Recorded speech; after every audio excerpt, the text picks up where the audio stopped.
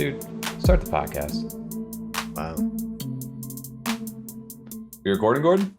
Recording, Gordon.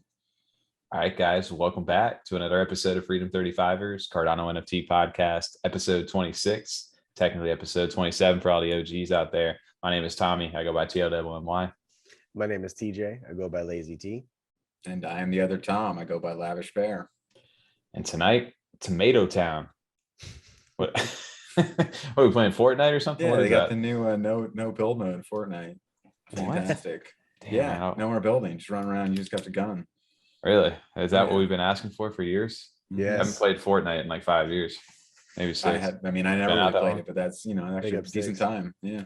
Yeah, Tomato Tom. I want to say it as Tomato Tom, even though it says Tomato Town. But the Tom's already in tomato, so that'd be like 2 times. Tom I Ado. see what you Tom Ado. Yeah, Tune. so.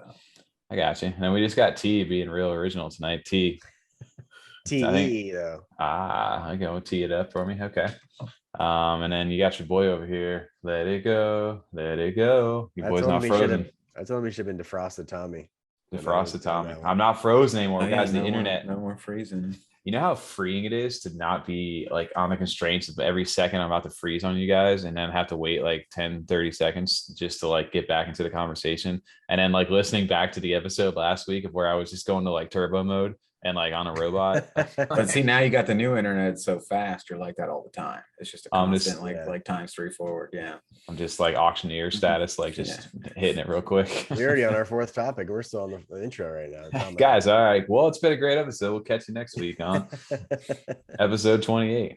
No, it's been dude, another crazy week right now. I feel like we have so much news to cover in such a short amount of time. Next week is like building up to be such a huge week as far as mints go. Like big projects are minting next week. And some news that we're going to get into later inside the stream. We got some special guests later into the podcast with Chronic Krissy from Daily ChroniCles to discuss Ape Society, who has been going absolutely like nuts right now. Anything ape related right now, I think inside of Cardano has been doing pretty well, especially recently with Chill Kongs too. But yeah, so we got some fun topics to kick into, and we're coming off a fresh weekend of Easter. We record on a was it Friday night? that we did that? Friday night came out on Saturday. I was going to say too, like you said, not a lot of time. Like this has been the shortest time between episodes ever for us, because normally we record on a Wednesday. So Yeah. you have the whole week. Now it was like just a Friday turnaround. It's been crazy. You did really well again, like kicking that out in like a day, and we were just lucky enough to have the time. But again, even on an Easter weekend, it was the video we got some good response, and it was cool to just see some projects kind of rally around stuff. One of my favorite things that we got a chance to do this past weekend was the whole in the theme of Easter out here, we got a chance to do our own Easter egg giveaway, right? Like we were definitely this weekend going into like giveaway mode because like we felt bad, like we didn't get the podcast out in time, so we did a few giveaways for an Ape Nation, which was really cool. But one of my favorites that we did, and we were talking about this, and we kind of even prefaced it like the week before when we dropped our old money community spotlight with Ken or Anderson Cooper over there, was this old money Easter egg inside the episode 24 thumbnail that we had. Like if you zoomed in on like what we had right here, you can notice there's like blue head, like old money. And like, we were like, I don't know where that came about. It was just like, hey, we need to grab a thumbnail for old money. What do we do? And we were just on like CNFT tools, and we're like, oh, we took like the 35th like rank one, because we were fresh off the inspiration simple for as like that, the national treasure thing. Like we were fresh off that, and we're just like, dude, what should we do that right now? Wouldn't that be I think we dope? just snuck it in. I mean, originally it wasn't like a giveaway idea. It was just something like cool, the connection. Like that was also happened to be like a kick-ass old money, like one of the $2. So it just ended up being like a good addition there. Yeah. And then just to kick it off, and like, you know what if we did like an Easter egg giveaway? So we ended up knocking that out for Sunday and just kind of posting it. I purposely didn't post it over into the old money chat because I was just worried those guys were just going to crush it like right away. So we kind of just let it leak on Twitter. And then Tom, I remember you messaging us and we were like, dude, what if nobody figures this out? Like, what do we do then? And then sure enough, TJ messaged me. I'm like driving down south to go see my parents, and then he's like, dude, it's in old money right now. They figured it out, I think. And there it were was, like 3 people within like minutes of each other figured it out. it was That's how it you was responded to me, TJ. Like I was just kind of checking back in the afternoon, And I was like, what happens like if no one really gets this? Like, how are we gonna like push it again? 'Cause it's like a thumbnail from an old episode. And you're like, someone already figured it out 10 minutes. I was like, oh, all right, never mind, not a problem. Yeah, these guys are pretty smart about what I was they're doing. impressed. But it was funny, just like a fun way. So we ended up doing, like I said, a campaign material for I think it was the Tricks and Headband we ended up doing. But yeah, we had our own little give. I thought that was a fun way to do one, right? Like, so the whole point behind it, if anybody wasn't catching on, was that it was rank number 35, rarity rank. So we went ahead and snuck that in there just to Freedom 35, obviously. But it was dope. Just a fun. I like doing those where you're like, the guys got it. It's not the retweet or the engagement. It's just like, I really got to interact with this and think about this for a second.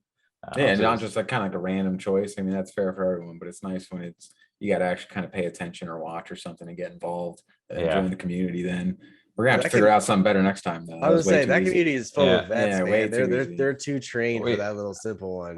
Oh, the funny thing was to watch like the Gen Pop inside there, like the chat. They were just like, "Hey, all right, so what's going on with this thing? All right, so I found the bill." It was like right instantly, like, "Okay, I found the bill. What about this bill?" And then people were, dude, people had some like creative ass theories though too.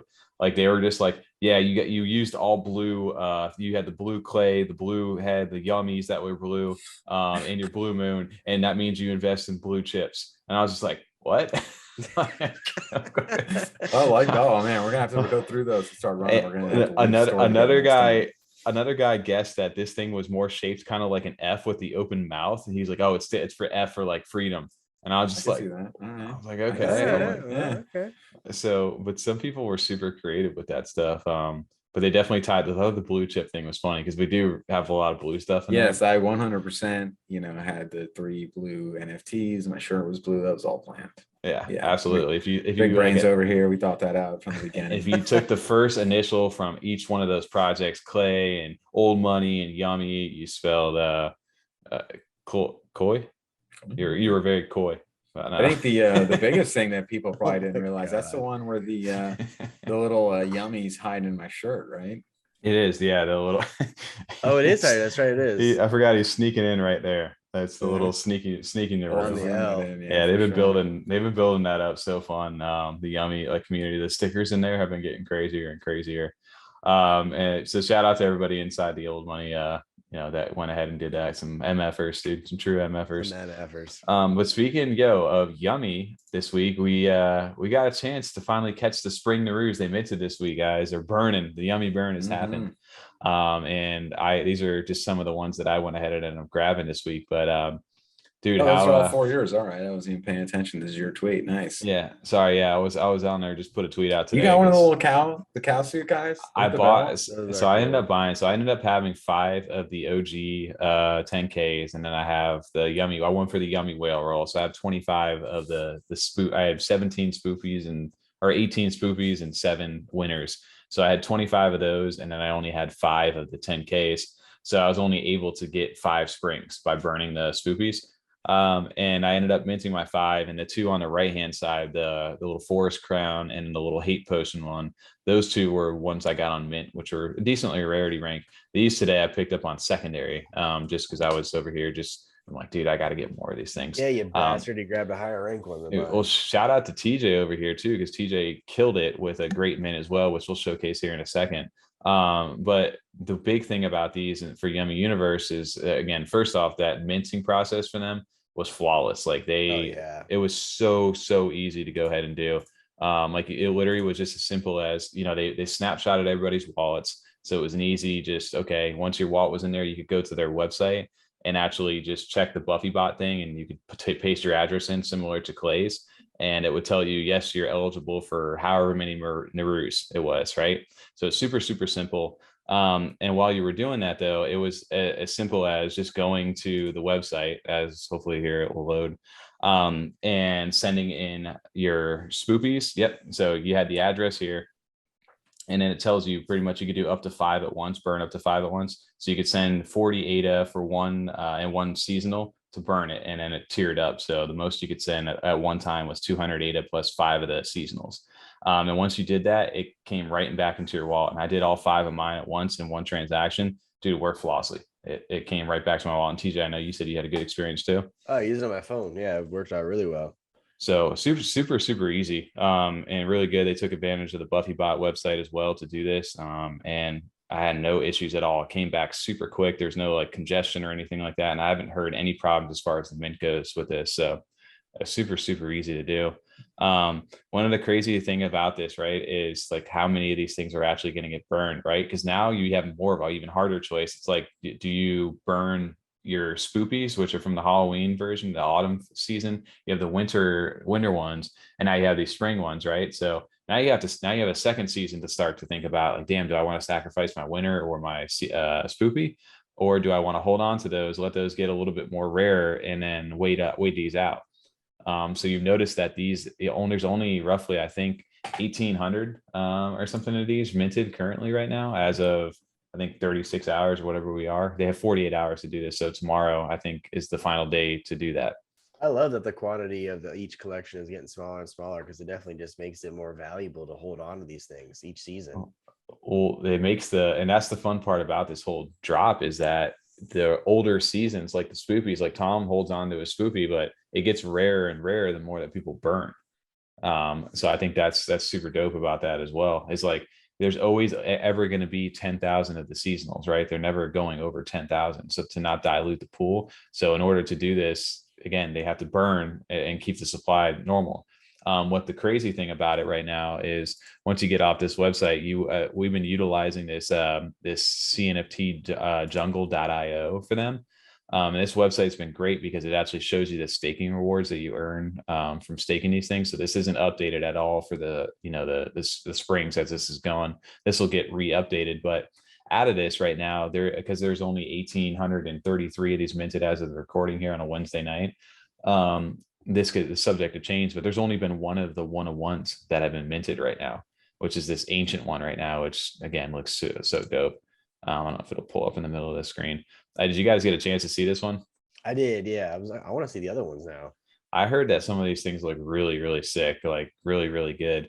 I mean, these one-of-ones will earn you the most, like obviously Yummi out of the seasonals. But this guy's got it on sale right now for 17,500. I wish I had that, because I would grab that. During each season, though, like let's say for spring example, you get 4 times the staking of Yummi. Is that correct? Okay, correct. So what I'd posted up on side of my Twitter, which I was posting here, is that your spring Narus currently, once the staking goes into play, and they're saying, I forget today, I thought if I saw maybe 25 days out or something like that, or they're about 3 weeks out, hopefully, from making the staking a reality. Now they're going to get that up and running.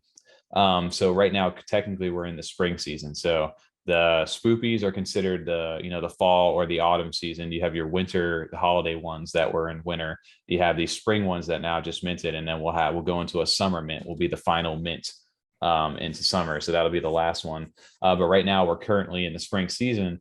And these do, like you said, TJ, get 4x your rewards. So if you have a really people don't know that, so I think that's a crucial piece of information. Because honestly, I just realized today when you brought it up, I was like, shit, I forgot about that. Yeah, well, the crazy thing too, I mean, especially like for ones like yours where they're very rare, like where those can really produce like a real Yummi, compared to like when they're off season, like just, right, their regular rate or whatever. That 4x really throws it up. Think about this, TJ, because there were times where we go to this website right here. So if I go, I think I have it on this one right here, right? So the spoopies right here. If I go to the winter ones over here, which I'll pull up here in a second. But the winter ones, there were some of them from their websites that were earning me like, I don't know, 2,000 Yummi for some of the rare ones. So if you multiply that by 4, that's like 8,000 Yummi right there. That's equivalent to some of the bigger, I don't even know how much those are going for, the 10Ks that are generating 8,000 Yummi right now. Those are probably going for over 1,000, like 50 to 1,500, like to 2,000 range. Yeah. Beta. So you can imagine what those those spring ones that are going to do that are in a 4x. So if you got a 2,000 one, like I said, 4x your rewards, that's worth a lot more than what most people think. What is the floor for spring right now? So the spring right now, currently, that we see, I think they are at 215 right now. Okay. So again, they're holding up pretty strong. So doing That's what I'm keeping my eye on, because I want to snag one, since I haven't been able to like find one to burn that I was willing to part with, and then I'm not getting rid of the original one I got for my original 10K. So I've been kind of just watching the secondary, because I got a little extra ADA to spend, and it's close. I could still buy and burn, but I've just been kind of seeing what's coming out. So I might try to snag one a little further up. And I know that with the only one ultimate, or they call it the 101s out, if you're a holder, legendaries, the legendary, by the time they do the snapshot, if you're a holder of the spring collection, they're going to do raffles, like the rest of the legendaries that haven't been claimed yet or that didn't get minted. But you have to be holding one of the spring Narus. So if you're one of the spring Narus and verified, you get in that raffle. They're just gonna potentially get one of these. Yeah, potentially. So yeah, if they don't burn all the, if they don't mint all the spring ones, or that they wanted to mint, the 101s will never get lost. They'll airdrop them, because they actually did that for the winter ones too. I don't think any of the 101s got minted in the actual burn and during winter, so they airdropped them all out. So you still have a chance too if you hold, like you said, whether you hold one or more, your weight goes up more the more springs that you hold. But you do have to have a 10K to still be eligible for that spring. They did preface that. But we wanted to shout out some of the designs. I really like what they have here. I've been seeing some cool ones. This green flame eye is one of my favorite ones right here. Oh, yeah. And speaking of that green flame eye, here we go. Number 18 over here. Currently, go, baby. You got TJ on launch. His one dude is Hail Mary over here. He minted rank 18 so far during this thing. And this one is, I forget what it was, but he was basically saying, Dave was like, yo, this is pretty much like the perfect like combination, right? You had what do you have, is it a heat potion over there? Potion, yeah. You have the heat potion, fire potion on his head, love potion around the neck, and fire in his eyes, and the alchemist equipment in the back. Dude, that's such a dope, like aesthetically, like really good looking Yummi right there. But the fact that you've minted rank 18, dude, there's one of your there's some of that good luck rubbing off out there, dude. There you go. Then you had to go ahead though and buy one on secondary, just like two spots ahead of me. I was sniping today. I was like, you know what? Most people, this is a good little alpha for anybody who's looking to buy spring Narus or anything, especially for utilize the 4x staking rewards before this comes live. Because that's the staking, once they show you that, like you can't see it here because they don't have it, but usually where it says, go to click on it though, because it was giving me that problem yesterday on the website. It was saying soon on there. Yeah, for all of them. If you actually click on them though. Yeah, well, let's see if, like I said, oh yeah, so there's your reward right there, 5,152 Yummi. So these even gone down a little bit, I think. But yeah, you can see how much Yummi. So this is like your cheat sheet for how, seeing how much Yummi you're going to earn. So with the spring still being in mint right now, where you don't know what you're getting, this is the perfect time to find some good opportunities out there if people are looking. So yeah, like you said, TJ, I was able today for 499, which again it was basically almost double the floor price. But I was able to grab, like you said, number 16 right here, which I think if I was to pull the you got a cat, that's wild. I didn't get the cat. I got this guy right here. He was number 17. The image was messed up. I was Thanks, Tommy. Yeah. Oh, sorry, ripped your joke. My bad, dude. I want that Grinch winter Naru so bad. Oh, dude, that was cool, right? Dude, this one, yeah, this one's so good. Me a deal. I got 358 out with his name on it. Dude, Solitude is the name of this one. Oh, yeah, so good. He said take a walk. Oh man, this is such a good one. But yeah, so I'm curious to see what those Yummi one-of-ones look like for the spring. So but yeah, this is a great resource to use for them, the CNFTjungle.io, for the collections to see, especially when these update. So I also noticed inside the Discord too, because I was asking Supfrost today, because I lost my whale roll in there. I was like, wow, what happened to that? Because then I realized I had gotten rid of my my spoopy. So technically I dropped under the 25, but I had the 7 new springs, and he's like, yeah, we're waiting until the mint to go. So if anybody had any rolls tied to any of the seasonals, that'll get updated once this mint finishes. Why don't you stop being such a tiny little whale? And get I know. I'm a little guppy, dude. I'm a little guppy over here. Was your heart racing when you saw the roll going? Like, well, what happened? I still have I kind of figured it, and I just asked him, but he was basically saying that. And then the cool thing too, like you said, is that these staking awards, once they go live in a few weeks, like I said, I heard 25 days, or they're within 3-week kind of timeline, I think, is what they want to get this up and running. But again, your spring 4x your rewards right now. Take a look at that. And I asked him when does spring end, and he goes, when spring ends. And I was looking it up today, and it was like June 21st technically is when spring ends. So you got most likely you'll have about a month to go ahead and stake these things out. So your first month will be 4x for these, and then they'll move into the summer. So shout out to Yummi. Always a big fan of what they're doing. And I Always just shout thought out these, to Yummi. I love the attributes. I love some of the bumblebees, these different little things they got, the little cow suits, the knights. This is probably one of my favorite new armor sets, the little knight Yummies. I like the bunny one that you got. I like the bunny better than the chick, I think. Do you? Yeah, I like the bunny one that you got. Yeah. There's the the bunny, chicks. yeah. But The I chicks, like the bunnies. I like, there's no like a little there's so many of the them. green suit one. He's got like a little Oh, the Peter Pan or dinos. something. The Oh, the dino ones, dinos. those are cool. I've seen those ones. Yeah, the dinos look really well. And this is like, yeah, the knights look really well. This is the problem with this is that, yeah, there's still, I don't know why this website, sometimes it loads great and other times it's just, yeah, That's what there's it's the little the dino. leprechaun. I like the leprechaun jacket. Oh yeah, The there was the, leprechaun Lucky. jackets are good. Yeah. you know what the craziest thing was is rank number 777 today was bought for 800 ADA. And I saw that. did you see this one? Yeah. Let's see if it pops up here. Because this was like the lucky number, 777. Look at how good was this. Yeah, I like that one a lot. They played that so well as far as like the serial number and everything, like all just the little luck of the IRS with a little pot of gold on his head and stuff like that. I can't believe that only if I would have saw that for 800, I probably might have, even though it was ranked 318.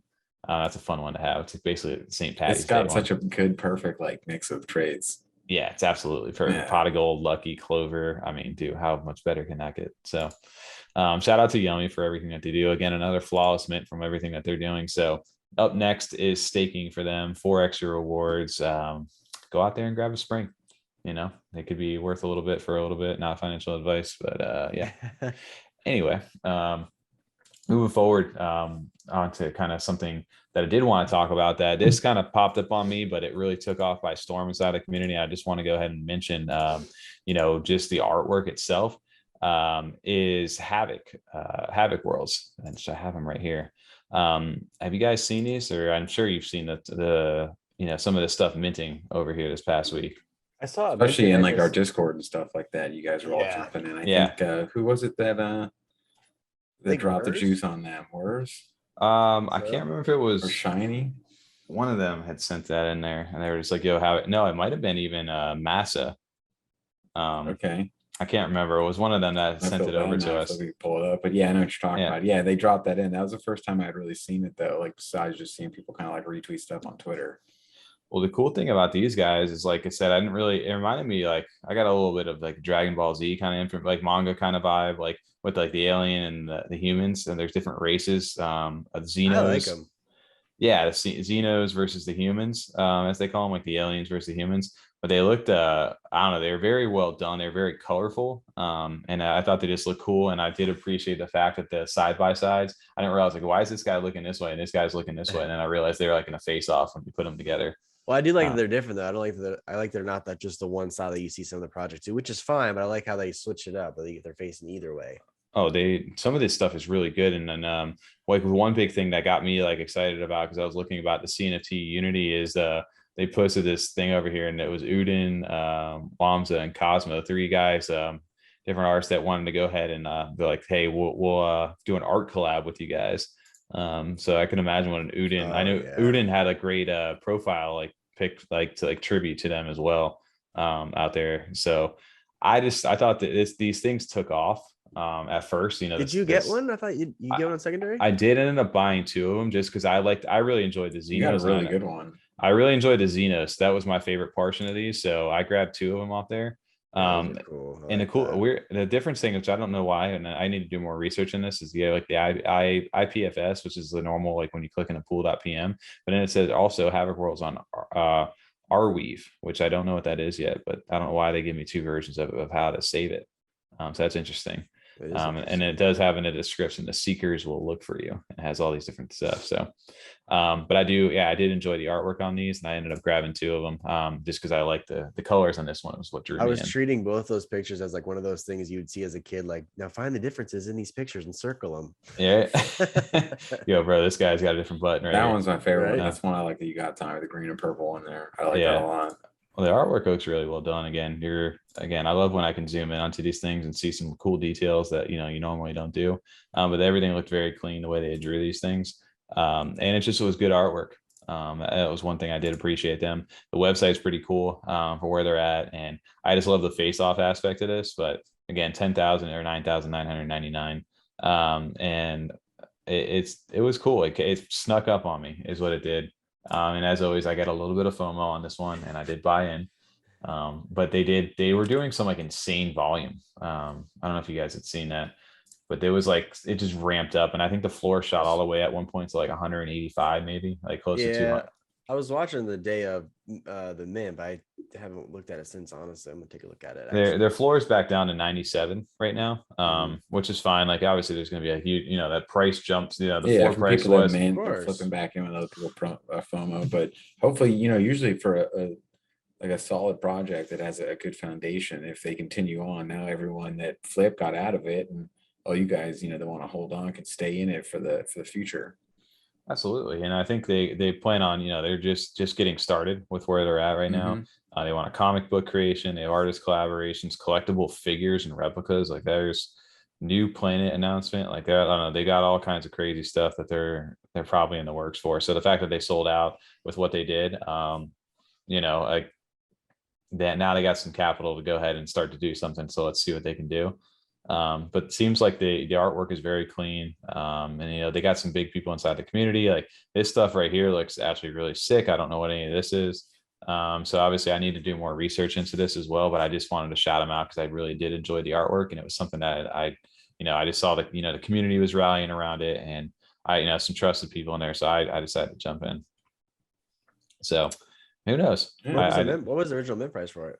I don't know if they're 50 ADA. Oh yeah, 50 ADA. Wow, okay. Yeah. Wow. Yeah, so they look really clean. And like, dude, this reminds me of like Titanfall almost or something. Oh yeah, it does. Like those helmets and stuff. Destiny yeah, helmets. A little bit of both, right?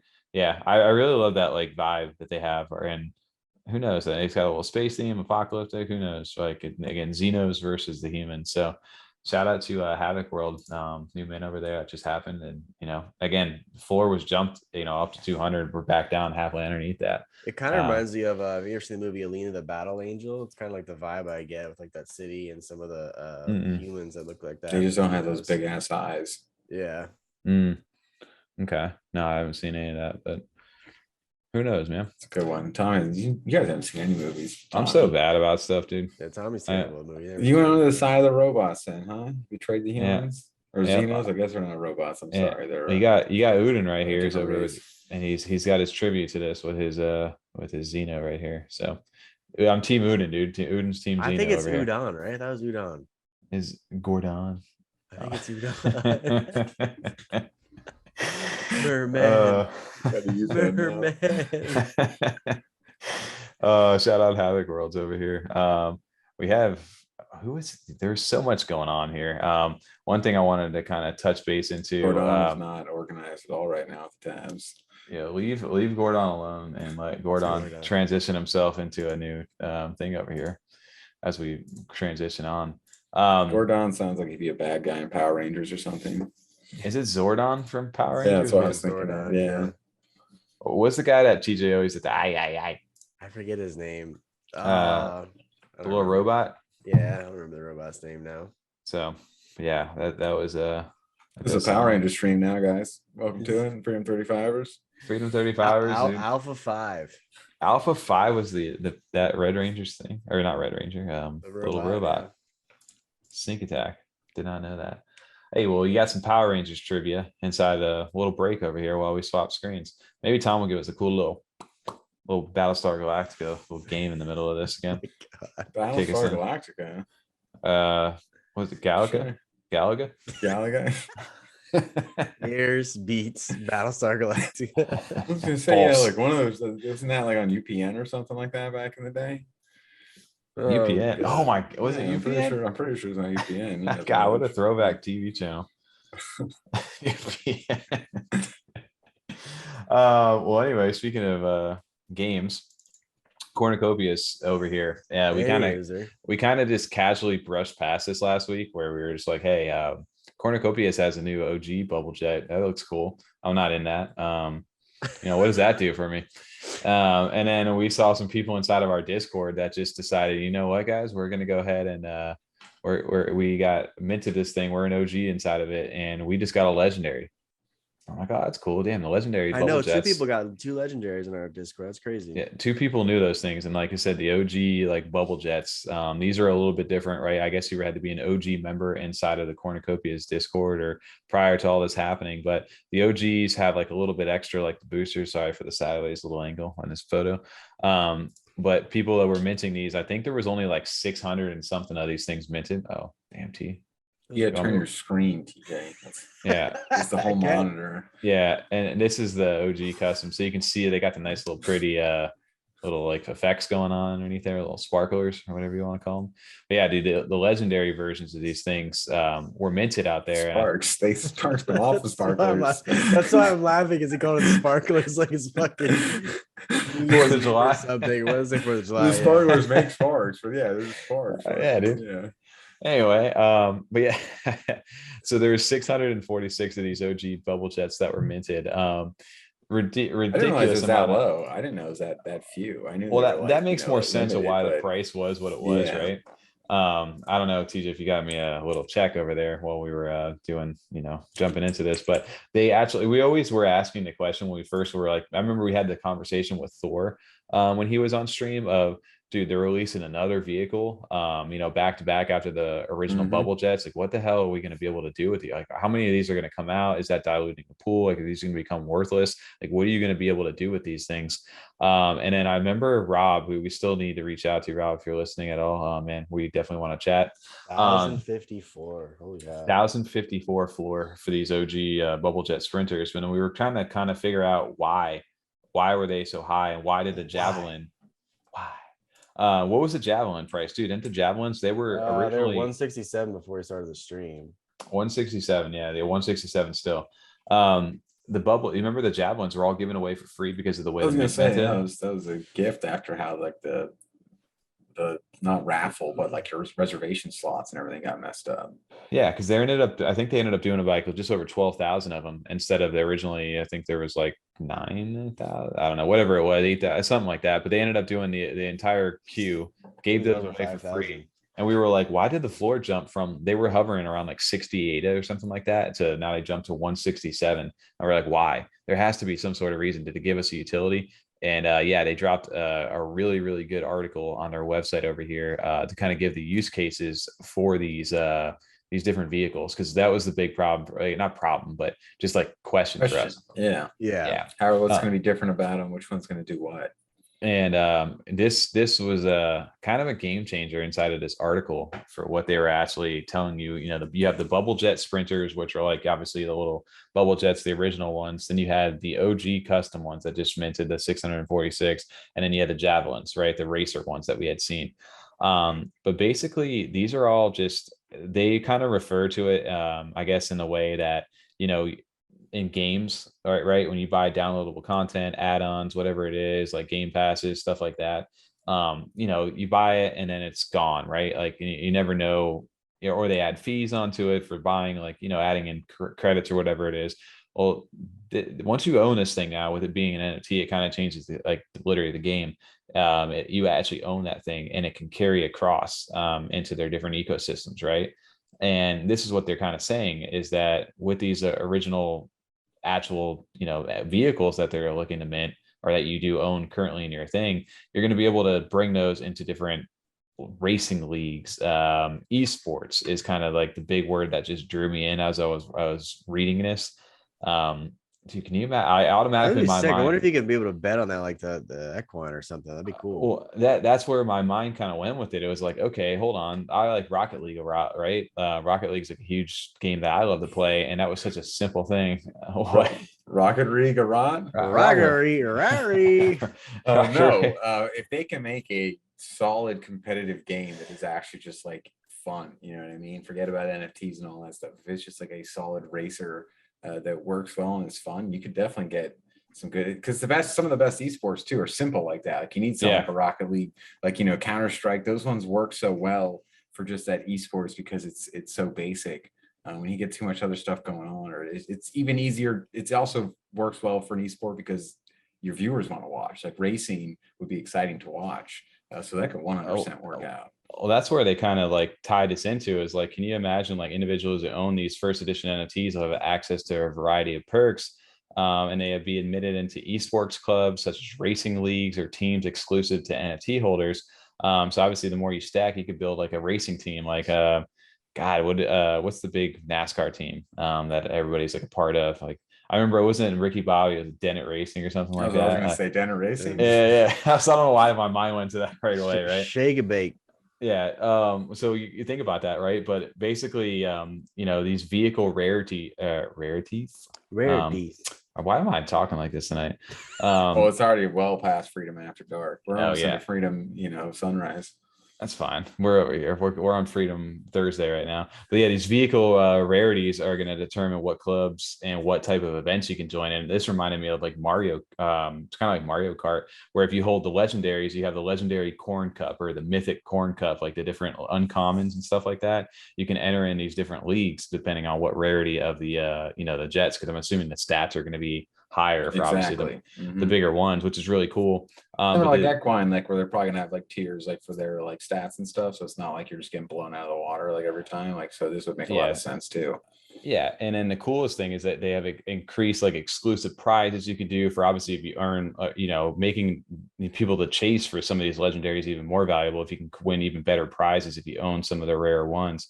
But special esports contents will be available to these NFT holders, and could see sponsorships from like in real life. Can you imagine like Dennett Racing, dude? Like, I know it's not a real racing league, but like whatever one of the real things is. Can you imagine NASCAR sponsoring some like in-game like Metaverse stuff? Or think about like what is some of the big Red Bull like esports teams, like the esports teams over there. I think of like Cloud9 and like FaZe, TSM, yeah, all them. like sponsoring like Cornucopias like racing over here now, where you have global tournaments. And this just, besides Cardano, now you have like a fun game, like it just brings people here automatically, right? We're gonna sponsor a racer. Oh, and dude, so here's the cool thing is like NFT pedigrees was one thing, and completely dismissed what I said.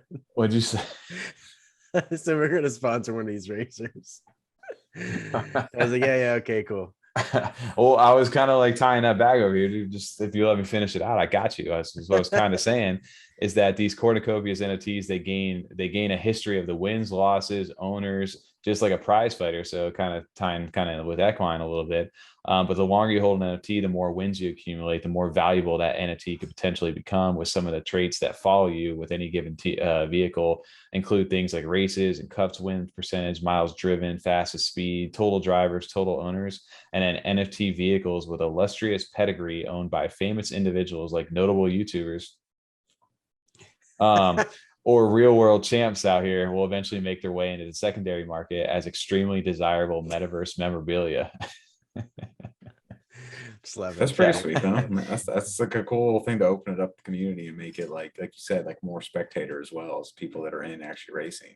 Yeah. Can you imagine, like, dude, there's just like a big YouTuber or somebody, whoever it may be, and you're just like, dude, I got his vehicle. This thing was like he killed with this thing. Or even just say like there's a like this that becomes like an esports league, and like a top guy just drives this vehicle for a while. He's just killing the game, and he's like, you know what, I'm done. I want to make some money. Here you go. This thing goes up for sale. It's like, oh shit, like hold on now.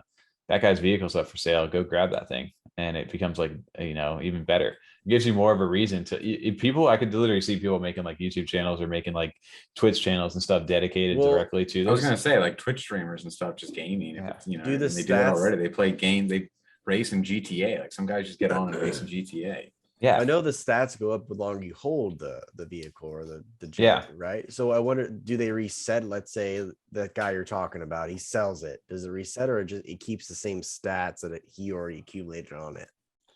I feel like it says it gains a history just like a prize fighter. So that makes sense. Okay, so yeah, it holds it then. Yeah, so it keeps it the whole entire time. So whether you whether you sell it or not, that stuff never goes away. It's like the blockchain, right? It keeps this transaction history for everything that you're trying to do. So dude, I don't know. I thought that was a really cool thing. But then, so I guess again, some of these things are these traits that are visible in games. So you can get badges above heads and things like that. So they could really take this into a whole other like really metaverse if they really wanted to. But dude, I thought that was really, really legit for what they're trying to do. And the other thing too, outside of just being these, outside of being what you can do is you can actually travel around in game, right? Like this is like something that's going to happen inside the game. Like you can actually bring your Bubblejett to different areas. They said the place is going to be vast. It's going to be massive. Everything that you have, like in game, you know, and it's going to have so much to it. There's, again, it has all kinds of different attributes like handling, acceleration, speed, all this stuff, right? That you can do with just the normal vehicle. But outside of that, it's literally part of the game. If you want to travel, you can take your OG Bubblejett, or you can take your Javelin, or whatever other, you know, these are the vehicles currently that they have out. And you can just play the game with it too. It doesn't necessarily need to be about the racing, but that ties a whole other faction into it, right? And they're saying that this is a massive like game, right? Yeah, I like that. it's really just, I'm excited. We'll see what happens. And then yeah, too, even like I said, we can dive deeper into this another time, but the virtual entrepreneurship too, like renting a vehicle for other people, like that becomes an option down the line as well. Or enterprise or cornucopias. I was gonna say we're gonna have cornucopias Uber drivers. Dude, look at over here. This guy's will benefit new gamers who want to test out an NFT before buying it. You can literally like rent out. Think about like a loan. Like I would think of like FIFA Ultimate Team as that evolved over time. You could take like a player out on loan. Like I could just grab Ronaldo or somebody for like a couple games, just dominate face and then give him back. But that would just make me want to go grab him even more. Think about, dude, you just wreck face with like a mythic Javelin for a little bit, have some fun out there. And then you're like, all right, well, I'm going to go get my boom common again. But at least I had fun and I had the opportunity to do it. So it doesn't completely alienate everybody from never being able to play with this, you know? Right. So, and then obviously airdrop, they have so much going on with this stuff. And we'll have to do a deeper dive into cornucopias, because I feel like the more I learn about them, the more that it gets even crazier. But just had to shout this out. There's a community member in there that would like do the community spotlight for us with that, just go in a little deeper dive, explain stuff a little bit more to us, or just even talking to Rob over there. That'd be cool too. I would love to sit down, because I know they got their own podcast too that they do, the Copy Watch over here. Yeah, so I got a chance to check out some of this more recent one that they did. I think it was episode 4. Yeah, episode 4 over here. So, and again, they're building on Unreal. This is huge too. They're building on Unreal Engine 5 over there. So they're on the most recent, like this is like big game, like regular real game, like game development. This isn't just like something that they're throwing at you and the guys are building. They got a little bit of coding. These guys have a legit team behind them building something crazy. So awesome. Shout out to Cornucopias. Rob, again, I know we need to message you. I think your DMs are off, so I can't actually do. I probably just need to tag you or something. We'd love to get in contact with you. One of the other things too we wanted to mention, because volume coming into the space, is there's no way we couldn't talk about this, is this chilled Kong right here. Did you guys see this sale over here? Damn, wish that was mine. Twitter. Oh my god, dude, 135,000 ADA for this Android body chilled Kong that sold yesterday on April 19th. Dude, $128,000. I'm curious who bought that. Was that guy they just showed him? It was on the other page. Arctic. Yeah, Arctic. I forget his. Artifact. Really? Arctic Alpha. It's Arctic Alpha. Because they were trying to say, it's another big wash trade. The buyer's not stepping up, or it's a guy that just joined Twitter, and like the wallet that bought it was brand new. And then people in the Kong community like put that to rest right away. They're just like, nope, not at all. That's not what happened. We were talking about this for weeks. And the only reason it was a new wallet is because they were there was just like transaction issues on JPEG Store. And they even talked to like the one of the dudes from JPEG Store. And he's like, oh, just start a new wallet and you can probably do it, no problem. So they did that. And that's why it went through on like a new wallet. But yeah, for sure, just big trade. And I think they said he's he's from Ethereum or something, Tommy. Getting into like ADA like real serious now. Yeah, this guy said 7 to 10 days ago. Yeah, this guy Jake Shepard over here was talking to Arctic Alpha. He bought a 25,000. This is 7 to 10 days ago. That same guy bought this new one. He bought a 25,000 ADA naked Kong, and they started talking, and basically they were just chatting, getting to know each other, kind of thing. This guy's an OG ADA guy from 2017. He said he got recently into CNFTs and really liked the Kongs. Wanted a droid, but this guy's a numbers guy, so he wanted the most rare one based on traits. So he made an offer for his droid, but this guy I'm so bad at saying name. Colarius. That's such a hard name to say. Calerius. That's just probably right. I'm just butchering this guy's name. Calerius. Yeah, probably Clears. My Anyway, camera's in the way of all that right now. So oh, I'm over here just career. It's Clears. Anyway, these guys went back and forth for a while, and they ended up wanting to do this deal, but it was a UTXO error that was and they could trying to clear it up with JPEG Store. So the guy ended up, like you said, Tom, going to actually make a brand new wallet, and then the sale went down, and that's ended up how it happened. Yeah, no, big sales. Just cool seeing that too. Like them able to just break all that out and be like, nope, this was real. You know what I mean? It's good for the community. There's no wash attention to rate. Cardano in general. Like, you know, it kind of gets eyes just towards like any project getting that kind of attention is good for us. Well, so big that Charles Hoskinson himself literally quote Mm-hmm. tweeted it and was just like, holy shit, like, damn, like that's crazy. Like, what the hell's going on there? And everybody was obviously rallying around that, but obviously got the attention of him. He's watching. Chill Kongs over here. I don't know if anybody's been paying attention to them, but TJ, I don't know if you got my floor checks for Chill Kongs right now, but they are going absolutely. They were over 1,000. Oh, dude, at one point they were like 1,400 and something like that. They're at 1350. Yeah. Or yeah, so just sold, yeah. Chill Kongs are they're moving right now, and then even crazier is that the guy Blake Locke over from JPEG Store said he'd love to have a chat with Charles Hoskinson. He goes, yeah, sounds good, let's chat. So see that. Like, that seems like it'd be a good conversation or something. Oh, yeah. I'd be like, oh, okay, sounds good, right? But the big thing for Chill, and I don't own one, and TJ hates me because we were like, yep, we don't own one of those, TJ. And then I minted two and sold two like an idiot a while back. It's just I just see so many of these Chill Kongs now over on like everybody's profile pics, and I get FOMO every single time because I'm missing out on everything that they're doing. And Chronic, who we're about to talk to inside the podcast here, he pretty much, he's big onto these as well. But their next thing is this shroom drop. And not to get too deep into it because I don't know too much, but basically they're gonna have what is it, Trippy Kongs? God, my voice is. I think it is Trippy Kongs. I think you were talking about that. I thought your internet dropped out, Tommy. But did you hear? Did it sound like that? Because I really went to go swallow, and I'm still dying right now. I was like, wait a minute. We got audio. That's the one time that Tommy doesn't hold, TJ, is with the Kongs, and look what happens. Yeah, we always like telling him take profit. The one always tell you to sell. Take profit. Then this is what happens. This is why you never sell, TJ. You never sell. Yeah, and you just keep in your wallet forever. Oh, shout out to Swaggins over here. I actually heard him talking to Space today with Chronic over there, but he gave us a Chill Kongs announcement for dummies like us right now who are just over here reading. But everybody, I guess every Kong's getting airdropped a shroom for free. So 1-of-1 shroom for a Kong, as long as it's not listed on the secondary. And there's 3 types of those shrooms: Cubanestis, right? How to say that? Azzies and Super Magic. Those are very Cubensis. It's probably a mushroom type that I'm not a big mushroom guy. I don't know, Cubensis, Azzies, and Super Magic. So, and then the Cubensis are the most common, and the Azzies will transform. So the Cubensis, and Azzies are going to transform the Kong based on their traits.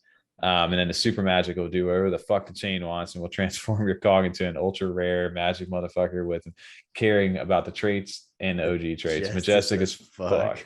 Cubensis, that's just the psilocybin mushrooms. I didn't know that was a full name. I've never actually heard that part of it. Cubensis? Yes, that's like those are good mushrooms actually. But that's fun to say. Second part. Cubensis. Yeah. Cubensis. But that's dope. So this reminds me of like the mutant apes, right? They all are. That's what the Azzies are too. Okay. Oh, okay. So that's like the second part of the name that you never hear about. You know what I mean? When it gets right. Kingdom and stuff, and the phyla. Well, that's so we got some mushroom knowledge on the show tonight as well. I wish they do with a buddy system too. There you go. So, and then this reminds me of Mutant, the Mutant Ape Yacht Club is each OG Kong can suffer up to 3 transformations as long as you use different shrooms. And then there's a public mint too, so you can get into this for 4,888 of the Magic Kongs, and then transformations enabled only after the mint. So we got a chance, TJ. So you're saying there's a chance? We got a chance. And if every shroom gets used, the Magic Kongs is 8,088 plus 4,888. So you have 13,000 of these things. Bitch, Breaking Bad reference. I love Swaggins, dude. Good shit. And then no OG Kong is harmed in the process. You still keep your OG Kong. That's cool. Yo, I'm going for a magic Kong, baby. Let's go. Let's Fuck go. you, Tommy. I'm going for a fucking Yo, Kong. one of the I cool don't know. I think things. it's a good idea, TJ. No, I fuck think you off. should sit this one out. Fuck off. Yeah. One of the cool things that I like about Kongs too is that they have in their Discord, it's called Congress with a K. I thought that was cool.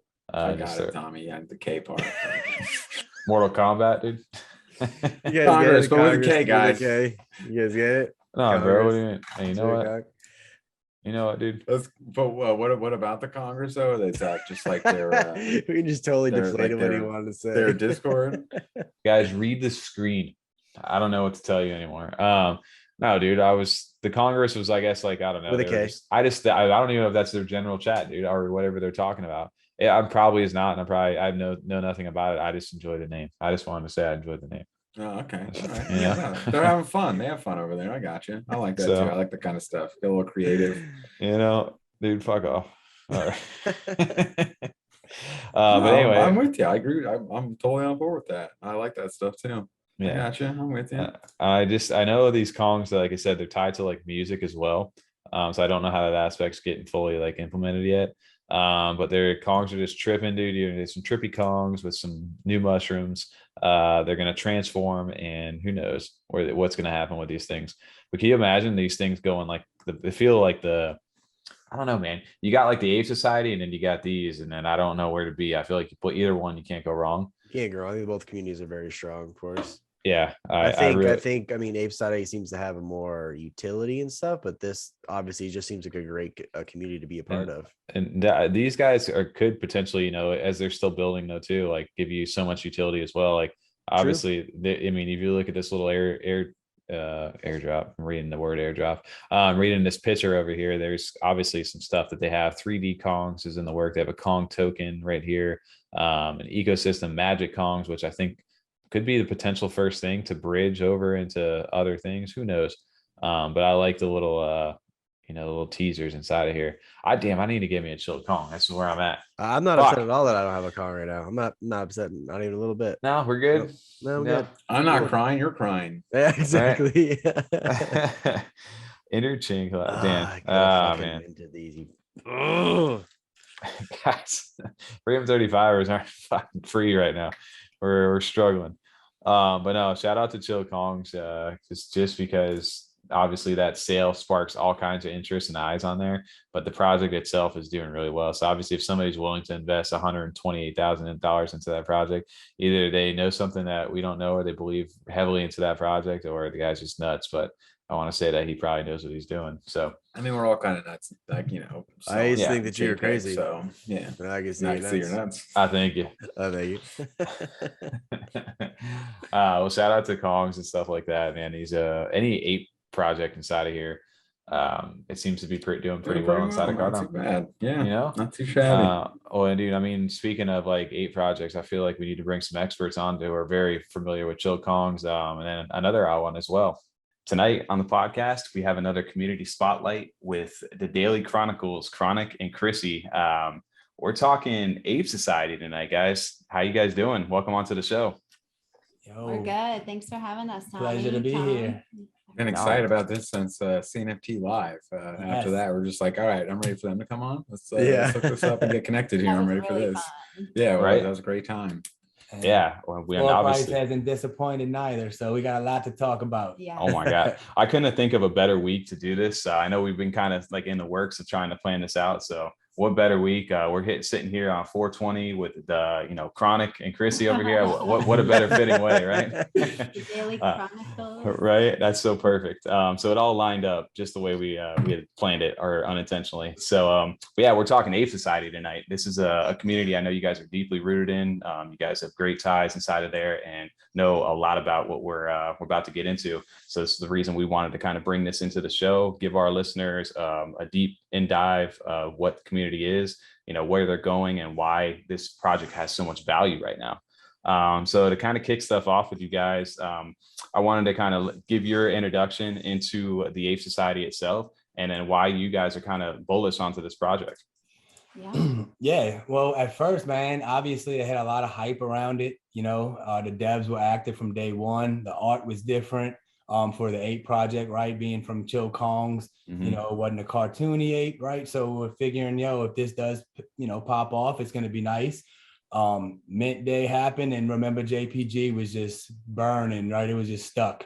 Tried to decipher the rarities and whatnot, right? Didn't get the mint because of the button was stuck and it just sold out instantly. So yeah, man, just the community was rolling. Hype and FOMO was real, you know, and yeah, I tried to get in and got in pretty much right after mint at 200, 220. Yeah. And Nice. Yeah. And the art was too amazing to ignore Absolutely. at the same Right. time. So you just knew it was something different and more sophisticated in a different way. And the names of the apes caught us as well. We just thought this whole project looked like it was going to take off, and we didn't know where, but that it would do well. We had that feeling, that gut feeling.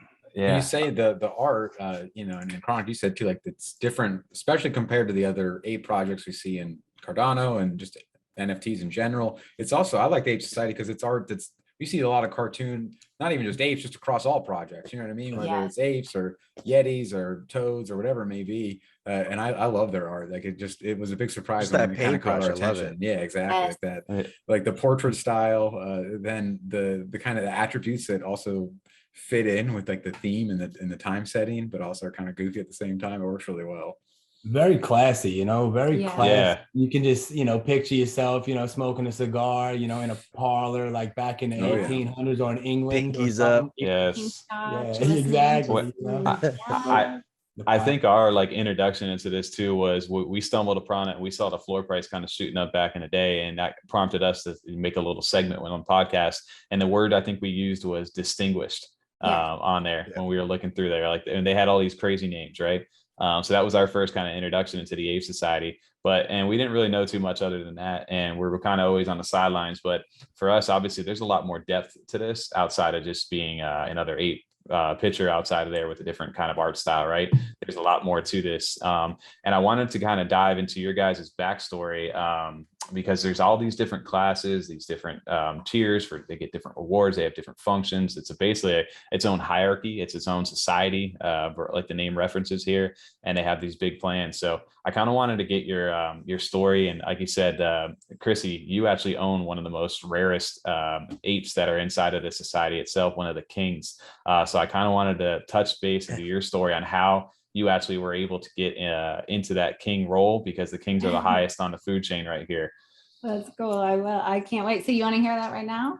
Yeah, we'd love to hear what you got, how you got into this, because we'll show off like you said, the tier list of where you guys are actually at. Well, right. So I'm especially curious now. So you didn't actually get just fortunate on the mint with the king. You just saw early and were like, I'm getting one of these kings. I'm starting off. We're getting a king. Let's just go all in and do it right.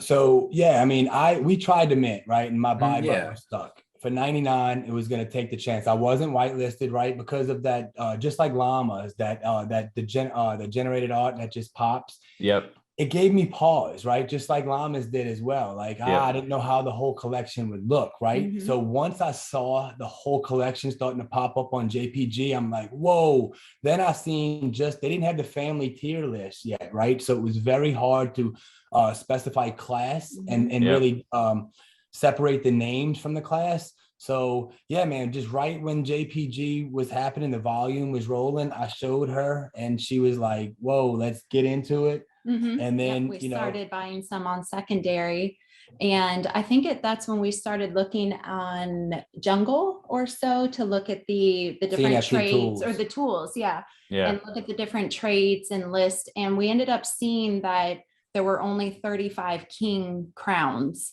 Right. Now that wasn't a class, it wasn't a family, it was just a head, you know, something for your head, a headwear. Really? Yeah. And but we still thought, wow, okay, there are only 35 kings. We're definitely going to keep our eye out for one. And one popped up. There were two that popped up out of nowhere. There was one for $6,000 and one for 7,500. And we were ready to buy two big purchases at that time for the Ape Society. And he said, what do you want, a zombie or a king? And I was like, a king, that's no question, you know, no question at all. Give me the crown. And he's like, okay, well, he went to buy the 6,000 one. It was gone. So he said, are you sure? 7,500? I'm like, positive, buy it. And he said, all right, then I'm buying the zombies. So he, you know, we bought both of them, and she wrote. So Krissy made a great decision then. Absolutely. What a snipe. I mean, well, you know, it's hurtful, y'all, because like, you know, you could have gotten one for 500 like the day of, you know how it is. Right. And, like, you don't know what's gonna happen. But yo, I mean, it was crazy. Like that I was trying to transfer wallets to get the money over to get both kings. And the one that sold King de Medici for 107,000 was literally he sold it for 107K. He bought it for 25K a few days earlier. He then started sweeping the floors. He bought 3 kings, but 2 of them failed. Remember that kept failing, the update? So then I tried to go snipe his King Smith for 6,000. Yes. Right before my money, like literally 15 seconds later, he bought it. Then I had to buy King Edward. So it cost us 1,500 ADA, and his rank was a little better. And then I got the zombie Baldwin. It's a military advisor for $49.99. That was our biggest purchase at the time. Never thought we would do something like that, but like we had some crazy feelings. She used her intuition. She's big on her intuition, yo. So that's what's up. So she made a good decision, you know. So I'll be hitting you guys up for what's in the next then, right? So, and just to put that in, just to put this in like perspective though, too, because what, you know, if anybody's listening right now, like, why does that even matter? Like, what are so good about the kings right now? Well, like you were saying, there's different classes inside of this society itself, and the kings are at the top of the food chain. Now, I don't know if there are any kings that are actually listed under the last one I saw was 350,000 ADA. I think that might be the only one up. So I think your 6,000 or 7,500 investment did pretty well so far, just a little bit, right? Exactly. Even if, you know, they don't have a market for that, I think someone would easily pay 56, you know, like someone pay for, you know what I mean? They'd pay 50, 60, 100K is more likely, you know, but hey, with Lending Pond that just came out yesterday, we could take out, you know, collateral on that, you know, whatever the floor price may be for that thing, if it gets there. So hey, we'll see in the long run. We feel good though now, right? Well, so much to get into, and just to kind of break it. And like I said, it's kind of started out for everybody. So that's an amazing backstory. I had to know how you actually ended up getting that, because, but yeah, so if you can see on the screen here, there's all these different classes that are inside of here. And again, it starts with the kings at the top down to the nobles, advisors, military officers, merchants, explorers, artists. And then at the bottom tier is what I have is a craftsman. And they all have different functions and things inside the society. They can all do different things. Where I wanted to the big thing about this, where we got drawn in, was all the names, right? So each one of these names had to, you know, we thought they were funny names. Literally, that's what our first impression was. And we didn't realize that, like you said, there's different tiers to this, and each have different roles. But there's 35 different families, right? Inside the Ape Society. Yes. And absolutely. And so, like you said, the price level, if you are on secondary, usually tiers up based upon, you know, the family level and different roles that they have inside of here. But I wanted to, I don't know how many guys that you guys hold now inside this society, but I mean, what are the advantages? What are your favorite kind of classes? And what do you recommend with people who are starting to look into Ape Society, maybe who are still looking to get in? Absolutely. Craftsman, Tommy, is our opinion, because you're going to be able to do, you know, build things and make passive income, get in society, right? They can build everything but the frames.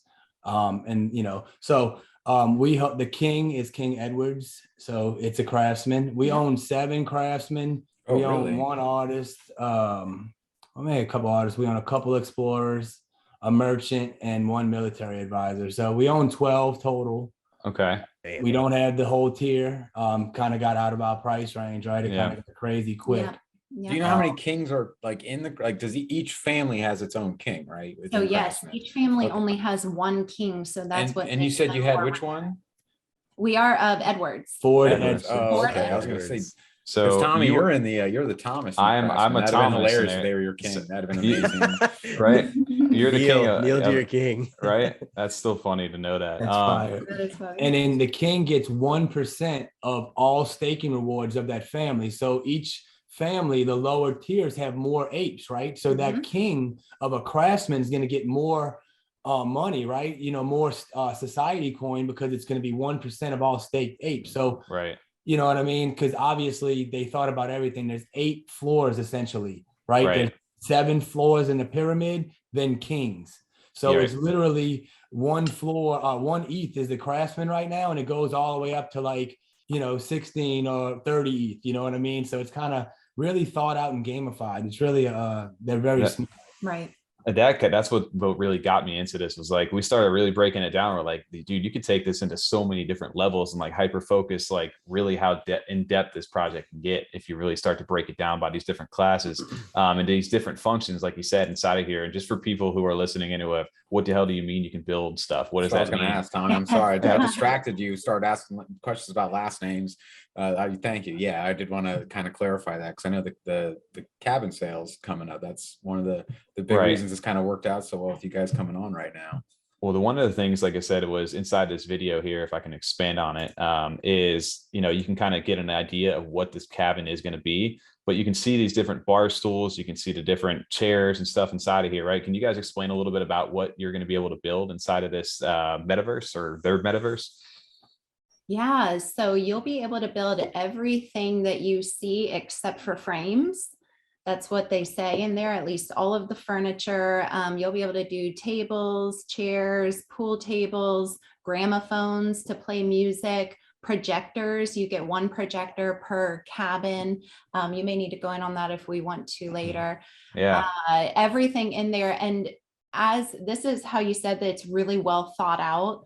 I believe everything in the cabin is going to have its own way of doing something for you, or creating some sort of maybe token. I don't know what it is, but they're making people want to have these pieces, which therefore will create the demand, which then the demand is on the craftsman, and that's big on them to be able to keep the supply up. But yeah, you can do everything in the cabin except for frames. Yeah, I mean, so there's going to be a secondary marketplace, right, on their website. So you're going to see, everyone's building chairs. You know, we need to build a pool table, and a chair might take a day. A pool table may take 2 days, right? You know what I mean? So a gramophone might take 3 days. So you might have to be strategic, and each one is going to get you back more society coin, which there's 700 million total, right? So that's going to be a deflationary aspect of the coin, is going to be to purchase the frames, you have to use society. So craftsmen are needed to earn society. And that's another way to get into, you know, to really earn and get into the ecosystem, right, is with the craftsmen. It sounds like, they give utility to the most utility, like you said, because obviously the higher up you go, the more rewards and staking stuff in multipliers, they start tacking on and different benefits. So that, of course, you got to give, so what's the point of not, you know, holding the very bottom one? Why do you want to do that? Well, I think they give a great opportunity for them to be extremely useful in society. Just like the working class, right? Like we make this place, you know, the country, everything in society itself run essentially.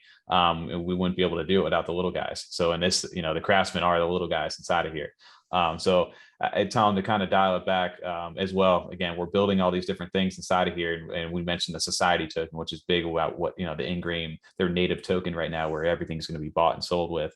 But wanted to kind of just pull that back into, you know, these different classes and perks is, you know, Tom, obviously I'm going to be building stuff and trying to sell it to you guys over here, just because I can't afford to get into the artists, the explorers, merchants. But I love how they've kind of thought this out, and there's really just given value to every single one of these different roles inside of here. And it's like, again, you can see, Tommy, go back to that on that craftsman tab. Back up where you were. You're good.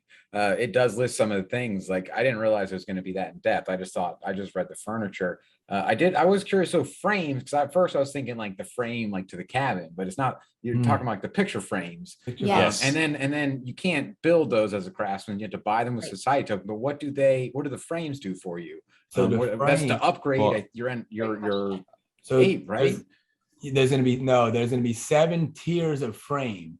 So as you go up in tiers on your frame, you're going to get a higher multiple, but you need to have a frame to stake your ape.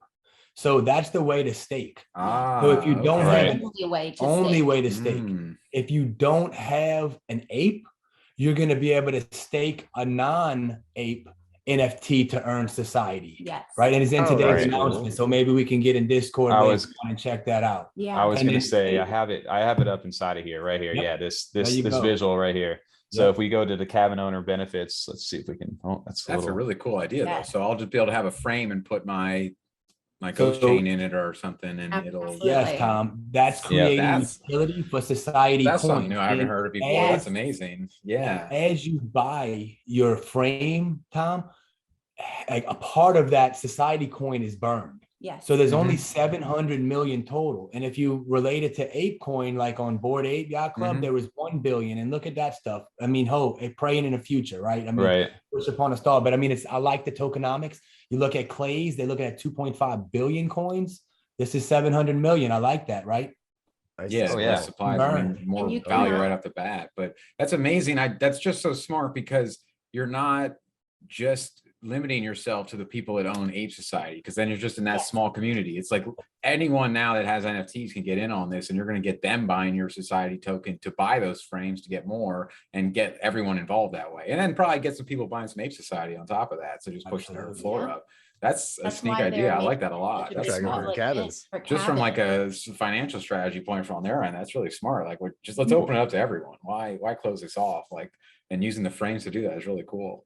Yeah, I think that's such a fun thing, right? Of being able to stake your own thing. Like this, the visual right here of just being able to do that outside of like having, because again, most people, if you're an average investor, are probably priced out at this point for the current price of this. But that's what I love about what we're about to get into here is the cabin mint that's happening next week on the 26th through the 28th for the different tiers of people inside the community. But you can, even if you don't own an ape, you're going to be able to get a chance to go ahead and mint one of these. And if you guys want to know, we can kind of, I know before we get into the actual mint itself, they just kind of gave us like the whitelist information.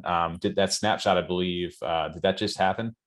Or Friday, sorry, Friday the 20th. Friday, this coming. Yep, but the apes, the price is going to be steady and stable because people want them society coin, right? The more society coin, the more you're able to buy the frames for each cabin. So yeah, man, this is the new tiered system. Look at how they did the raffle. That's how thought out and gamified they are. Like we thought, because instead of people like Boss Cats making you spread out your wallets, right, for each ape, to guarantee you a cabin mint, right? So we have 12. So we would need 12 different wallets to guarantee us 12 cabins. But look, they took care of their holders. Look at their tiered system. If you hold 3 apes, like literally you're going to get a 9 out of 10 chance to get that third ape or the third whitelisted mint. Right. You know? So obviously the further you go down, I still have a 50-50 chance on getting it on my 11th ape. So like, I'll take them chances, you know, it's it's pretty good, you know, and I like how they spelled it all out. The transparency is amazing. You see it caps at 10. So we're good with that, man. And I love that they give $47.50 for the public. Right. I mean, look at that. I mean, it's unbelievable how they thought it out. And I like this too. Like you said, if you're seeing the tiers here currently, you know, like you said, if you have 1 ape, you're guaranteed 100% to get one of the white lists. And again, as the tiers down, you have a decreased chance to go ahead and continue to get the 4 or 5 spots, depending on how many apes you have. But it's just dope because, like it says, the holder has 3 apes. They're guaranteed 1 spot, 95% down for the second, 90% for the third, and so on, as in the graphic. So like you said, the transparency is great. You're not guessing for how you're going to be able to get into this. It's cool seeing that laid out like that. Like, nothing wrong with it. Clay did a good job and there was no problems with it, but they did, you know, have that system, you know, a couple different raffles. You just kind of didn't really know like how it worked or what the weight was. And, you know, it wasn't a big, huge deal, but it is just cool being able to see it, like knowing for sure, all right, I got a 90% chance. I got 3 of them at least. Like, so I can kind of plan from there and know what's going on. Yeah. And one is, it works out, guys. I'm sorry. Like we had 12. So, you know, like I'm pretty much like we were expecting, oh man, we're only going to get 2, right? Because we got 2 wallets. So now if you look at it, like I think I'm going to get 8 and I'm happy with that, right? Yeah. But then, and last thing I want to point out, that cabin on top, guys, that is only a cottage. That's only the smallest tier. You know, that's the smallest plot. Yep. Look how cool that's that is. That's pretty big though. That's still pretty cool. I like that. Yeah. It looks sweet. It's great. Yeah. It's awesome. Great. I love it. And aren't they? And I believe they're developing this in Unreal Engine 4, I think is what they had said. If I was remember that right. Oh, okay. For any game heads out there. Yeah, it's pretty serious. So it's this is only the cottage. Like you said, there's 3 different tiers to this. So this is the very minimum you're going to be able to get a small. And these are all random rarities, right? So you're not, if I have one ape, I'm not going to be guaranteed a small, right? I have a chance of minting that large, just like kind of how Clay's did, right? Anybody has a chance. Yep. Yep. Unless you're you have a noble, which is like the Medicis, you're guaranteed a large plot, right? Yep. Which Right. is Nice. That's cool. Well, and then there's that makes 3 sense. chances. Well, you know what the cool part about that is like you said, the nobles are on April 26th. They have the first, the first shot at this, and they get that thing of, the large chateau, as they call them. But one of the things I wanted to say about that is if you actually, this was long before this whitelist was ever a thing, right?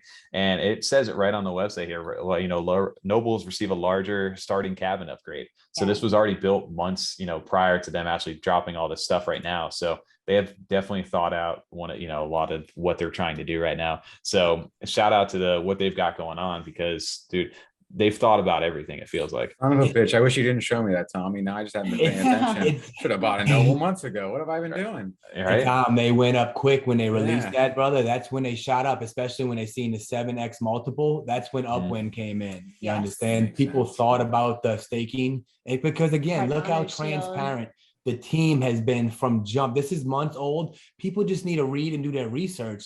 The more they've been in spaces with us talking, you've been in there, Tommy, you know what I mean? I know TJ, I've seen them all, you all there. So like the people that are willing to, really dive deep on some of these projects, man, could, really benefit greatly. Yeah. Because they've been telling you without telling you. Like I said, it pays to do your research, especially we've seen the same thing with multiple different projects. And my most notable one I remember is Dead Pixels. That shot up once everybody started to read the white paper and understood what they had going on. So same thing here, right? Like if people are a little more smart nowadays, they tend to pay attention to what people are releasing and not just buy off the hype.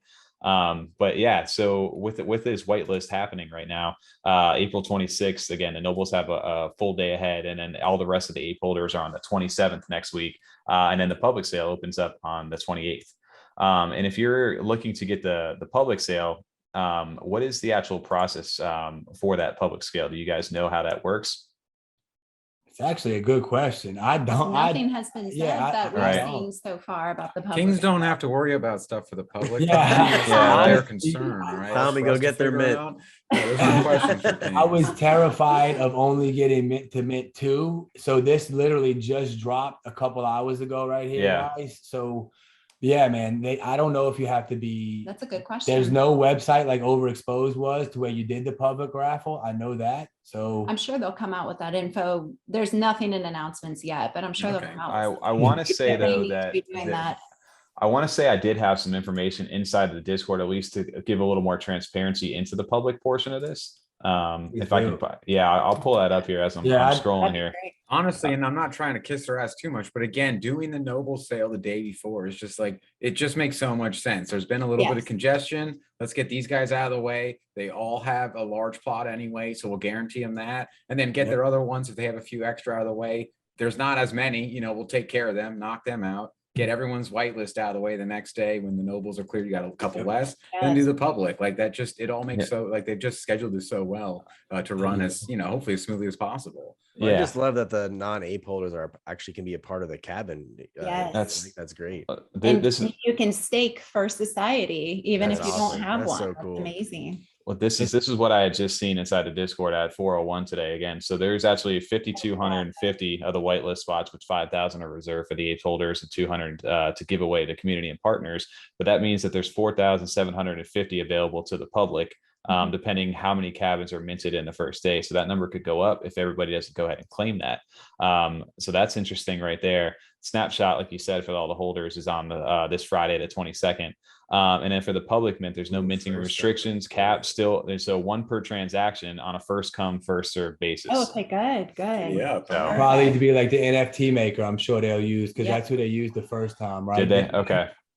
I didn't even see seaplanes because the buy button was stuck. I didn't even get to that. I didn't even get to that. Same. I didn't see them either.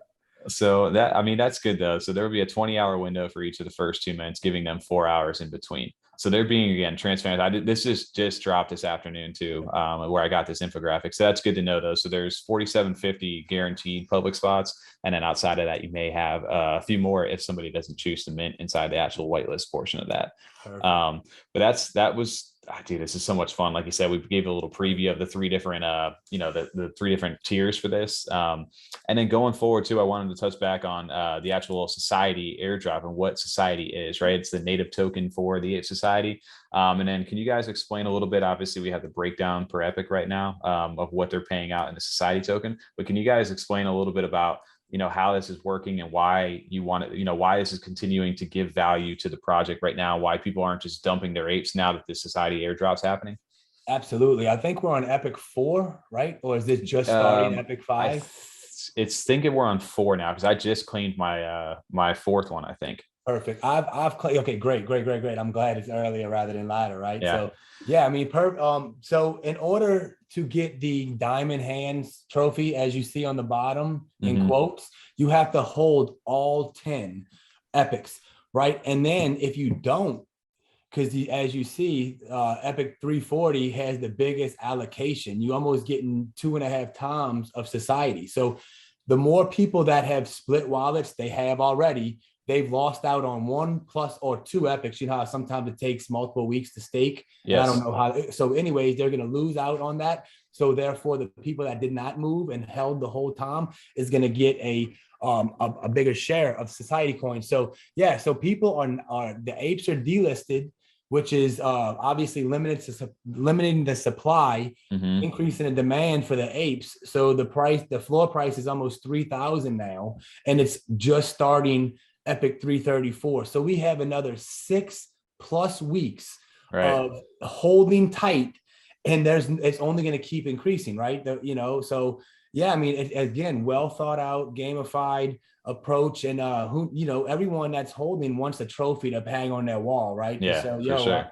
You know, and who knows the amount of money the society coin will be when it's dropped and in the future, because if people want to sell that for immediate liquidity, you know, and buy an ape, I mean, you know, people are seeing what's happening in Ethereum and the ape coin, like, man, what could be, you know, with Absolutely. the smaller supply. And we're getting to that price point. We're already at 1 ETH floor, you know, if we're thinking in ETH terms, up to 30 ETH on the kings. And like, it only take, look at the Kong. So it only takes a little bit.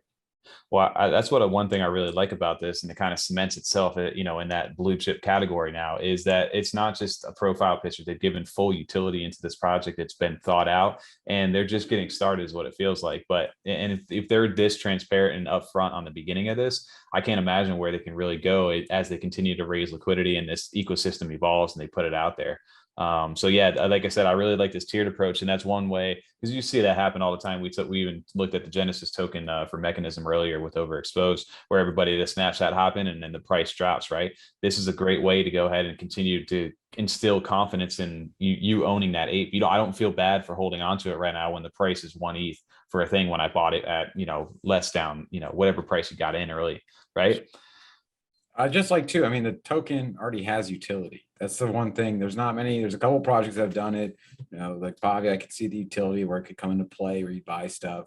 Yummi, I know they've discussed like some utility, like buying packs are going to have things you can purchase, like similar to kind of just in game or in like app or on website purchases. It makes sense. Some projects are like, we're having a token. It's like, well, what is this going to be for? It's like, it's our token. Like that's going to be airdropped to you. So now our NFT has a utility because we airdropped. We're like, this one, be able to buy frames, furniture, and your whole marketplace on the secondary website. So we're gonna have like 2 marketplaces going on at once. It's gonna be, you know, that just makes a lot of sense. I just like where they had an idea way back when they started this, and it seems like they're following through. This isn't just them like, oh, everyone's releasing a token, I guess we have to do a token now. Let's figure out how to do that.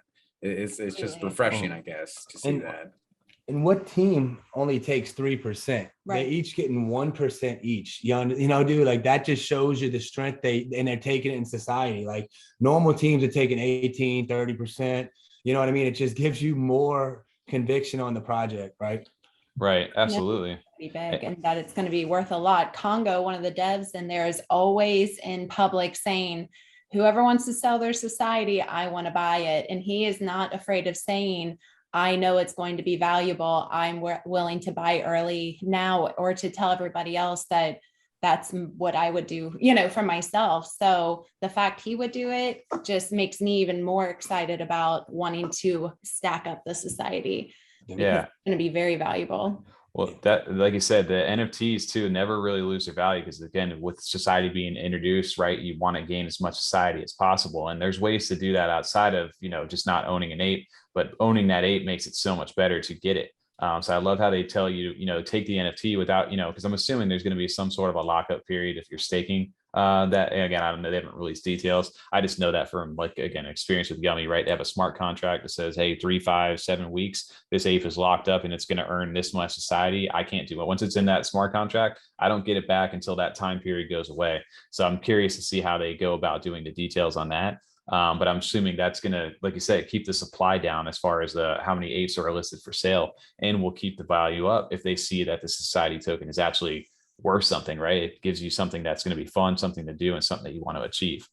So I can even see, I mean, if you're going to have, we're building an Unreal Engine, you know, I'm not a developer or programmer, I'm not trying to take away, but I can imagine, you know, to some degree, if you made like some sort of little mini game, let's say it was like a billiards game, you know, where you're in your cabin and I can invite, you know, you can invite whoever over, and then maybe you could, like, you know, let's throw 200 society token on it and let's play some like billiards, little stuff like that. It'd be, you know, let's play some darts, like some little gentlemen's games, croquet, I don't know, whatever. Absolutely.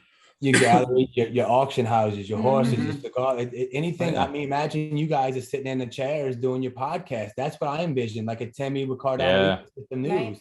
Because it says it's going to be a one-click interface. It's not like a Pavia. It's like interactive, each room. It's much more doable to me, right?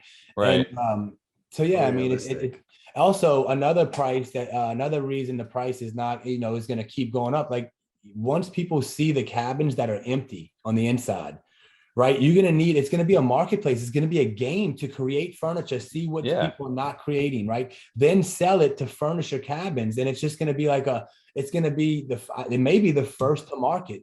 And Tommy, to go on that, if you guys have any Solana NFTs, and that's what these guys are big into, like literally it accrues your interest on your society, or say society will accrue by the second. Like in Bobos of War, I'm staking my 3 Bobos. I went and claimed it yesterday. It literally goes up just like by the second you see it. So you're just gonna go click a button, unclaim, claim, and it's not like no lockup period.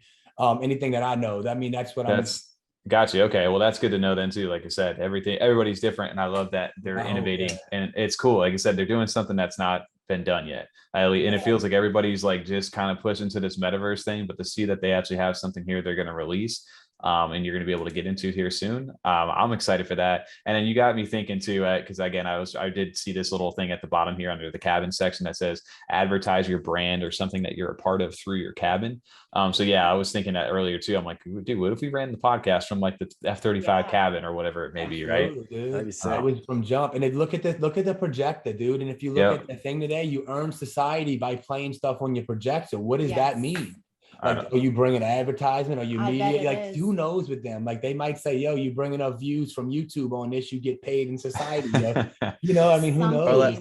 Or like you have like a pop-in cabin, you want to charge people to advertise in your cabin, whatever they want to put on your wall. Right. People want to be in your cabin. Like your cabin's the place to be, right? Like, they've got so many things. The more that I learn about this project, the more that I get excited about it. And this is one thing that I appreciate from you guys, because you guys realistically, I think were at my final deciding point when I jumped into a space. I was just like, I mean, TJ and Tom can tell you, I was on the fence so hard one night about pressing buy when the floor was at like 1,400. And dude, I appreciate you guys and listening to you and what you guys know, because if I didn't hear that, I probably wouldn't have pressed buy and probably wouldn't have been kicking myself right now. I'm just pissed I didn't buy when it dropped down to like 400 or 500. It was a period where it went up to like 1,000 or so, then it went back down to like 4 or 5. I'm like, damn, I should have bought it then. Right. We did 2 videos, TJ. I was like, let's buy one at 349. We were gonna get our 13th. We never did get around to it. And didn't damn it. I know, same. And then like Tommy said, 2 days later, like it went from 400 to 13. We had them giant space. You remember, man, the transparency came out. They came out with the roadmap, came out, the white paper, excuse me. And it just was like, if you go look at their website too, guys, they just came out with the photographs. I know we probably running close, but they got the photographs, the website. In the gallery. Yes, the gallery, and they're gonna have a marketplace, so you can go and print these out in like super high res. So if you do Ford Edwards, See, King Medici, that Edward de Medici, that's what sold for 107K. That's the high sale. Yep. That's my man Upwind. He owns that. And he Damn. he's becoming a whale on Twitter. He posts everything he buys, nowadays, and it's pretty awesome. So if you go in that, you can print it out and put it on a canvas. So It looks scratch painted. It looks so good. This is where I love. So it's grown on me so much, right? The more you get into it, it's like, man, and I'm telling you, the level of the community, like the intelligence in the community, like the 3 devs, they've started up multiple startup companies. So it's not like we're investing in 22-year-old companies. One of the guys taught at, university 4 startups for 7 years. Like, it's not like some, even it's not, you know what I mean? It's track record, my man, track record. And I can lead, I can follow these guys and feel good about it. You feel confident in the team. That's the good thing. And they're very transparent. Like you said, they're always in spaces. I've seen them with you guys as well. Yesterday, I think you guys had 120 something people in there. And one thing I did want to tie that back real quick is I don't know if they have the announcement on here or not, is the lending pool, right? With the Ape Society, right? That was a huge announcement yesterday. Or you guys had that space, and I'm probably going to have to go ahead and find these guys while I'm sitting here. But yeah. Lending Pond by Acronym DAO. Yeah, Acronym DAO. Them guys are so sharp, intelligent. 16 and 17-year-old kids, man, running this stuff. Unbelievable. And listen, that's another testament to this. Ape Society is one of 2 partners that can, are able to get collateral from your ape, and able to lend lend money, like, as partners for that. So it's pretty epic, man. And I'm grateful that the ecosystem's getting something like that, right? Right. And I love that you guys, the Ape Society is one of the first projects on this platform, which, again, we've talked about this, and this is probably, a whole other thing that we're about to dive into here on the show here after this, is this lending pond, being able to collateralize, like you said, your NFT, but they're choosing this project because they feel it is a strong project to go ahead and be able to actually do that. That says something, I think, about, because they said, even yesterday, I think they said there's so many projects that were hitting them up to be able to do that, and they chose the Ape Society as one of the ones. So I can't imagine how this is going to evolve over time. But obviously, if you have an Ape Society right now, there's also an additional benefit too, where you can actually take out a loan on your NFT to gain ADA right now, which is actually insane. ADA for ADA, exactly. So they'll give you up to 60% of your value. So, I mean, it's really nice to have that. And that's another reason not to sell your ape, right? Why sell it? And if you can get, the majority of liquidity, do what you want to do with it and get back. So that's going to also, cause the floor price to, stabilize and not drop. So they've thought, it's got a lot of things going for it, man. Absolutely. And one of the last things, or things that we didn't mention, but I wanted to real quick, and I don't know how much you guys are in there, is they're actually once you're a part of the Ape Society, they have the community DAO inside of there as well, where you get to actually know there's voting decisions. And I see that all the time. So, you see all these DAOs popping up, but that's just one of the added benefits of actually being in the society itself, right? Absolutely. This was a perk. This was not anything like, buy an ape. We were buying an ape for the, just the project. We were investing in the project. This is just a perk. 5% of all the secondary royalties go into the DAO, which is the community DAO, and we vote on it. People, they got a board game coming out, which is gonna create, in perpetuity, more ADA, forever. It's just any community member can make a proposal, got to have co-signed by a couple of us, just like in rats. It gets voted upon and then it goes. We want to spend it. It's almost like 200,000 ADA right now in the treasury, but they don't want, we're not going to purchase NFTs yet. Right. We're trying to do something real life and something tangible and, doesn't all about the DAO is it actually didn't come about until a little bit later. It was community driven and community created. And the devs just loved the idea of it, loved everything that, whomever was there in the beginning put out as an idea of something to do on the side while the devs are busy with the project. And because at the time it was really slow, it was going to be a while before we were still talking about palatial estates, I think then. And some people came up with an idea of, can we do something on the side with a percentage of royalties that could either go to charities or proposals or other things that we can think of to create money or income or utility. they loved it and set it up for us. So it was not just something that was thrown out there randomly by the project. It was created. Awesome. They and also they brain fart. Sorry, we'll circle back on it. One of the things too, because I wanted to talk with Krissy real quick, because I know you're saying over here for this DAO, is that all made up of these kings? Because you have access to the round table, and I'm not sure what that means, but is that pretty much you're one of the, you got a direct access to a higher ups inside it, right? Yeah, so we have the round table. It's a piece of the Discord, I guess you would say, a little part of it that only we can get into. We're in there with the creators, and we have direct access to them. We get alpha early, and we can ask any questions we want. We can give any ideas that we want. They take them very seriously. It's very a small knit, close group that you can really. It's only kings that are not listed and do not plan to be listed. Okay, it's an exclusive group Discord channel for the kings, and they get access to the 3 founders at all times. Even though they're in the Discord, they're like, and that is not the DAO. That's completely separate. That's not the DAO. And what I wanted to say with the DAO changed the name. That's how powerful and legit it is. Like it was the Ape Society. Remember ADA? So they changed it to the Ape Society. So it just shows that they're willing to, listen, actually do change, inflect change, the devs are that to the community. Is there queens coming in the future?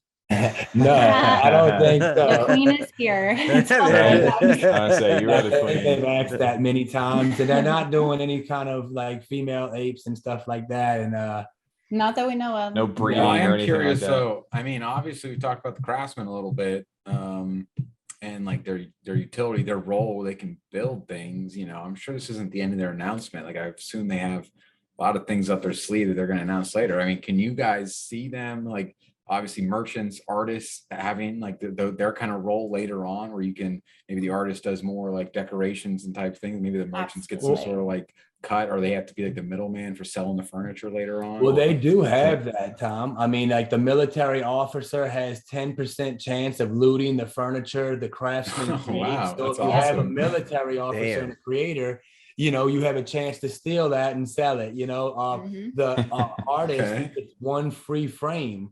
50% off on all frames, right? I think it was exclusive. A merchant gets 2% of all the marketplace society, right? So the revenue from non-frame items. So they got this all thought out. Wow, that's amazing. That goes really deep. That's why each floor gets higher as it goes up. Right. The perks get somewhat better, and the staking rewards get increased as well. So. Yep. And I bet as needed, they will add things, to every tier too. They said they will for kings. I mean, so they're very big on flowing with how the project goes. So I think that's why they've done so well.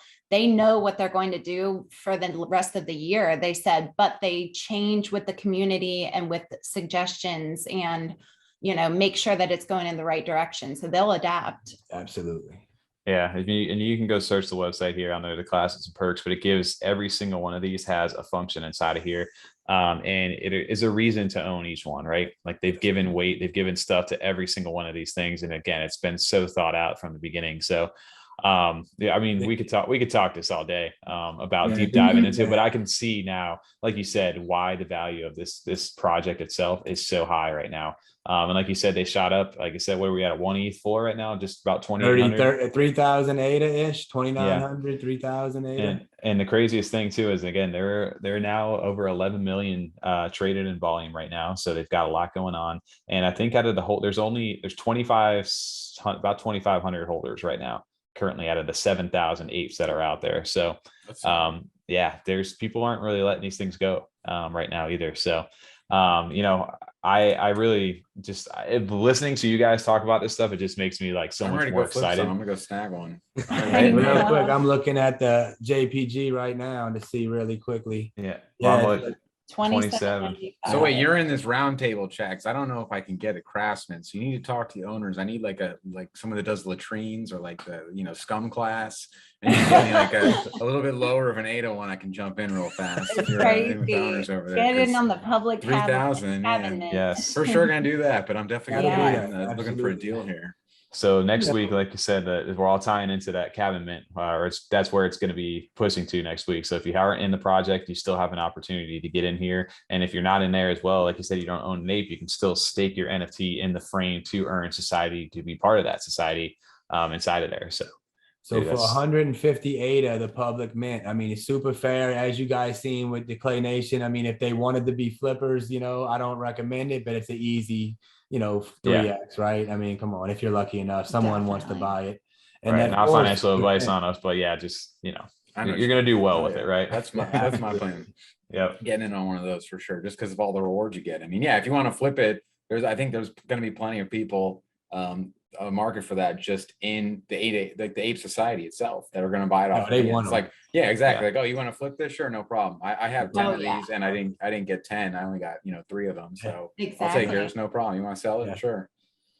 Yeah. So, well, guys, I think we could talk all night on this, and I'm sure we'll be happy to host you guys on again. But we really appreciate all the alpha that you guys drop. We have a king, or technically a queen, inside of here tonight as well, so to represent. So we got the highest tier up there, so it is awesome. It's been great to host you guys on Chronic and Krissy. We're excited, man, and we'll definitely be there next week. And I'm sure Tom and TJ now are also like, damn it, we're gonna go flip, just get something out here. 100%. Real quick, I seen TJ say last week, I had to ask, I would have sold it already. That has been, she won't let it go yet. I can't.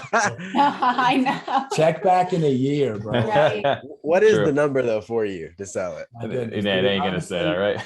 Right. If they gave us, honestly, if they give me $333,000, like I'd take it, dude. 100%, right? I just can't put myself to put that, You should just put some ridiculous number out there, like on the marketplace, just to see if it would bite in a week, just to see if someone would buy it. But then I'll get kicked out of the round table. Yeah, that's what I'm saying. That's true. That's true. You get alpha in there for real. So And who knows? I mean, like you said, you're gonna have society token and stuff coming in. So that's the hardest part. Is like, yeah, I got an offer for this much, but look how much more airdrops, things they have down, all things we don't even know about coming in, for the next year. They could just continue to add so much more value towards. Like, I made a huge mistake. I don't think I just truly believe in this project, guys. Yes. Really do. And again, thank y'all for letting us on. It was a pleasure. We can't wait to chop it up for longer, bro. Absolutely. Oh, for sure. We definitely will. And then for you guys too, I know you guys are always in the Discord for them as well. So if you go say hi to Chronic Krissy inside of the Ape Society Discord. And like I said, or Twitter Spaces, you guys are always on. So we appreciate Daily ChroniCles coming on 420. It's been a perfect day for this, and we're excited for the mint next week. And we'd be happy to to bring you guys back onto the show. For everybody listening, this has been another community spotlight, the Ape Society. Thank you so much. Thank you, guys. Oh, guys, that didn't encourage me at all just to go FOMO into some more Ape Society, huh? I'm already looking at it. I was looking at the secondary when we were like talking to them at the end there. I'm ready for it. I just like zipped and flipped like 4 more things to go grab me another ape. Dude, no, talking to Chronic and Krissy, man, it's so fun just to get a chance to chat with them. And I don't think anytime I hear Chronic talk, I'm just going to FOMO into whatever project it is. Well, I'm just gonna reach out to them for sure. Like, what I was gonna say, they both know so much about the projects they're in. Like, they go 100% full in, and they deep dive. So for sure. Yeah. Dude, I thought we deep dive sometimes, dude. They got some time to spend in some of that stuff. Every time I say, like I was telling Chronic, dude, I see him every time inside those spaces. He's learning, like he said, which is dope. That's fun right there. No, he made a good point of that though. He's just like, yeah, I mean, rather be in there all day learning, figuring out what I can about these new projects and just talking to people than waste my time doing something else. Yeah, well, the one thing that was cool that we did mention inside that thing over there is the whole lending aspect too of these Ape Society, with these guys being such a big project. Ape Society over here is literally one of the moving into the DeFi aspect of this with lending pond. Apes are going to be able to be used as collateral to borrow ADA. And so basically you can put your NFT up for ADA. And I did listen to a space because they had like 120 something people. It's like all the Ape Society founders, Lending Pond, and then Chronic and Krissy were hosting it. But Lending Pond is if you've heard of acronym DAO, which we were supposed to cover earlier on in the year. We just somehow just talked about a lot during CNFT live though. There was a topic during that. We just kept getting busy and it somehow missed out on really covering it in full the way that we wanted to. But acronym DAO these guys have now, are now lending, they got lending pond going on. And this lending pond literally is allowing you to stake, especially your rare NFTs, putting them up for collateral. So say I have my blue clay right now, let's use that as an example. I don't want to sell that, right? There's no way I'm selling that thing. But every now and then, hey, you know what, there's a new mint coming out, or there's, these spoopies, I got some snipes on the secondary that I can go ahead and grab, and then I want to flip for double what it is. Well, hey, these guys, you know what, I'm going to go put my guy up for collateral. I'm going to take it out for 4 weeks or whatever it is. And I value my clay at 10,000 ADA, whatever it is. And they're going to go ahead and say, you know what, well, 60% of that is what we're willing to lend you. So I'm going to say, yes, I'd want 6,000 ADA from you guys. I like that a lot, because then it's obviously it's a risk there, right? But obviously if you could capitalize on that extra ADA that you're getting by just using an NFT that you have, and then maybe flipping other shit that you're seeing on the market that has potential to moon, you could really make some money from that. That's a good idea. Well, like it is a great offers a whole new level of just investment strategy. Absolutely. When it comes to this stuff right now, right? Like you can really start to play around with stuff. And the cool thing, especially if you don't have maybe as much ADA to spend, always like liquid, like maybe you're in a few projects, you're not trying to sell them, you're in those for the long term. That's why you bought them in the first place. Exactly. But you see opportunities where you could be jumping in a few things and making a little bit of money. And now you can kind of get in and get your a position that way, and kind of make some safe space for yourself, some extra ADA.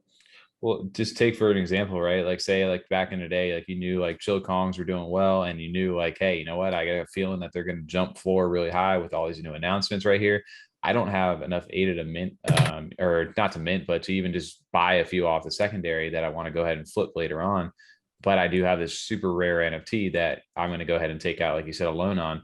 I got 4 weeks to pay it back, and they do different loan periods. Some guy literally did it, and they do them like 24-hour loan periods. But depending on what it is, this one, just using an example of the one in here, 4 weeks, they took out an $1,800 loan off of clay. They have an interest of 2%, I think, is what you automatically pay. It's all in smart contracts too for lending pond. So if I want to go ahead and put this up, I say I borrow an 1,800 ADA, I put the 2% fee into that, add that into whatever whatever my initial investment into, or sorry, to pay the interest up front is, pay that. And then on top of that, on the way back, they're going to say, I'm going to charge you a 7% interest rate on that as well. So when that 4 weeks ends, you either pay them back what you borrowed with your interest, and hopefully by then you've flipped your NFT and you made all your profit back, and then you have more than enough to pay them back for what they gave you. And the opposite of that is that, say you don't, and you ran out of ADA and your investment failed. Worst thing that's going to happen to you, which again, it could be it's the risk, is they are now able to claim your NFT back to them. So they will take your NFT as collateral. So you'll lose your NFT if you default on the loan. Sometimes you gotta risk it for the biscuit, though. You gotta go for it. Sure. Well, and that especially like your brother Tommy, like if he wanted to get on a project, he saw something, he's like, I'm getting on this with you guys. Like I'm feeling it too. I'm not into NFTs that much, but I'm feeling this project. But he didn't want to sell his rare Yummi or his rare overexposed, and he just wanted to be like, I'm not going to sell those. It's not the time. That's not why I bought them. He could now kind of get in and get some extra ADA without coming out of his own pocket, especially if you're that confident. You know what I mean? Some of these you can sometimes see that it's going to at least not tank and lose your money, and unless it's just like the biggest surprise rug pull ever. So some of these you can get a good feeling for it. At least you're gonna be able to get your money back out and just pay that 7%. It's worth the risk then. Oh, absolutely. As opposed to risking like the ADA, maybe all the ADA. You know what I mean? Yeah, and the crazy thing is too, right? You don't have to go through credit checks. You don't have to go through anything. It's all decentralized, and it's all through DeFi. So it's just mainly, they don't even have to ask for who you are. They just say, okay, here's what NFT it is. And again, they're only giving you 60. You have to value it at 60% of whatever the value is. So if I, again, say my clay is 10,000 ADA, I think what it's worth, I'm going to say, okay, well, I'm going to ask for a $6,000 worth of collateral right here. And I'm going to ask for however many, whatever that loan value is for that. I'm curious if there's like investors that are backing this project or team. And I only ask that because, like, what if they get a overabundance of people that want to take out a loan, right? Yeah. So I've heard, at least in the short space that I heard him yesterday is they've had some investors and stuff like that who will back them for large, somebody took out like a 30,000 ADA loan on something crazy. And they had some backers that helped them, they're working with right now that are helping these guys out. That's cool. Because the crazy thing is, which, somebody wanted this guy Goose over here, but there was the other guy that we were talking to yesterday inside the space and on the lending pool app. And he was just like, dude, I'm 17 or I'm 16 years old. And we're just like, what? God, he's like a piece of shit. 16 years old. The guy Goose, he said, was 17. Dude, these kids are all young. They are learning, they're learning how to code through like Haskell. They're on the Cardano blockchain.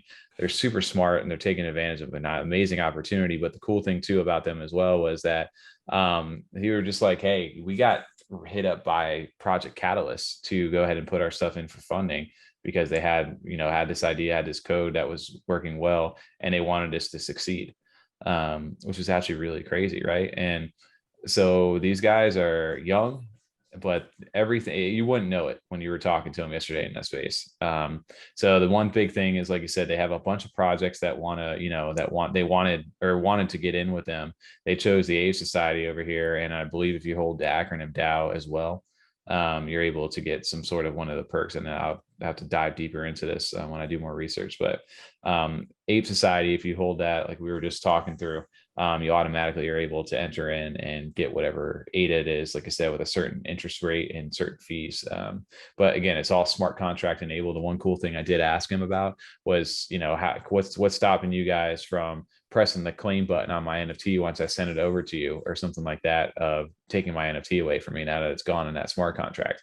And he goes, the way that the smart contract's built on our system is that once you send your NFT into that smart contract and we give you the ADA with it, he goes, we can't claim, that claim button doesn't become available until the actual lending period is over. So it has to execute the full length of that lending period. It's like what's it called? Like a fail safe or something, like where like pretty much. Yeah. That's cool. I like that. So I think that's a super interesting way to go about doing things, right? Like just think about even life, right? Say, but I mean, like even if they didn't have that though, like if they didn't have that fail safe, like they would just go out of business immediately if the first time that happened. Like, oh, they just took my NFT and didn't give me anything. Yeah, nobody wants to use it, right? Yeah, they would just go out of business immediately. But the cool thing too, which was interesting about it, was for like tax reasons and stuff, because somebody was asking about that, especially with tax season right now going on. Is that they were like, well, what if my NFT, I send it over to you guys, is that considered like a taxable event? And they were saying no, technically, since your thing is never sold. It's been moved, but it hasn't been sold at all. That is so interesting. And do you still own it technically? So what if I just send everything I have, get it on Lender, and then I don't have to claim it on my tax because it's not in my wallet either? I don't know. That's a crazy. Is it just in limbo? Like, there's the untaxable zone. They tax that smart contract. I don't know how that works. And then the other aspect of that was if say you defaulted on it, right, and you did sell, right, because they've taken now that thing away from you. Well, you know what? It's now a loss, right? You never even had. Now you've technically lost that ADA, so you could claim it like that if that was the case, because no ADA ever sold for it. So I don't know. There's more details into that. So I just had to shout out Lending Pond for that, because I think they got something really big here. And people, it's going to be interesting to see how this evolves over time. But the fact that these guys are all young kids, literally in high school and stuff. That's not saying I feel like a piece of shit. Like, what were we doing at 16? Right? Look at these guys. Damn. Dude, crushing it right now. And they're partnering up with some great projects here. Goat Tribe 11 hours ago just partnered on with them. So now you have Goat Tribe and you have Ape Society out there, and I'm sure a lot of the blue chips will start to partner on with them as well. But they were trying to balance out the ratio of lenders versus borrowers too. They don't want just everybody to start spamming there, and nobody wants to borrow the ADA, right? So they have to keep a good balance. So shout out to Lending Pond over there. I'm sure we'll get a chance. I want to say pool too. Like, I know I kept saying pool, right? But I want to say pool as well. I don't know why. Yeah. Well, that's what the acronym DAO that too. Because again, if you something makes me want to pick up another one of those acronym DAOs as well going forward. But shout out to Lending Pond, the guys over there. I think it's a really interesting, innovative concept, and it's pushing the space forward. Speaking of that, as well, is of course pushing the space forward over here with some of the craziest things, and you got a little bored out thing, is Derp Birds. right now. Again, so many big updates that are happening this next week, and so much stuff happening right now. But we've been kind of waiting for this tease for a little while right now. And they finally went ahead and did it. But you got the Pred invasion happening next week on Tuesday, the 26th. I believe is when it is. And you can see one of them on JPEG store right now. They look really cool too. Did they mint one over in JPEG store? They didn't mint one, but you could see like the actual like photo of it. Gotcha. I've been stocked up for one of these for something like this to happen for a while now.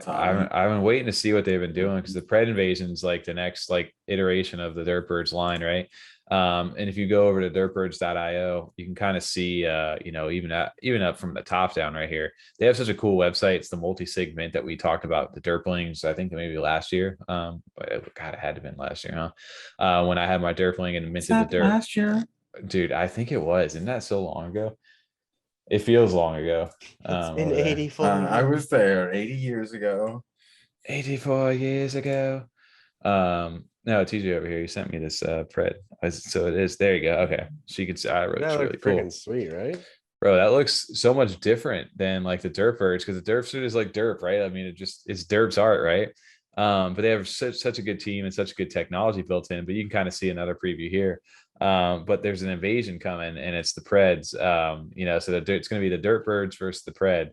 And you can get your hands on one of these Preds next Tuesday, the 26th at 10 p.m. UTC. I guess is the way they're going to do this. Is you can either swap a Derp Bird out for a Pred 1-to-1, as again, don't quote me fully on that, but the way I'm reading it is you can swap a Derp Bird, or you're going to get a Derpling, or you can swap it for a Derpling plus an egg.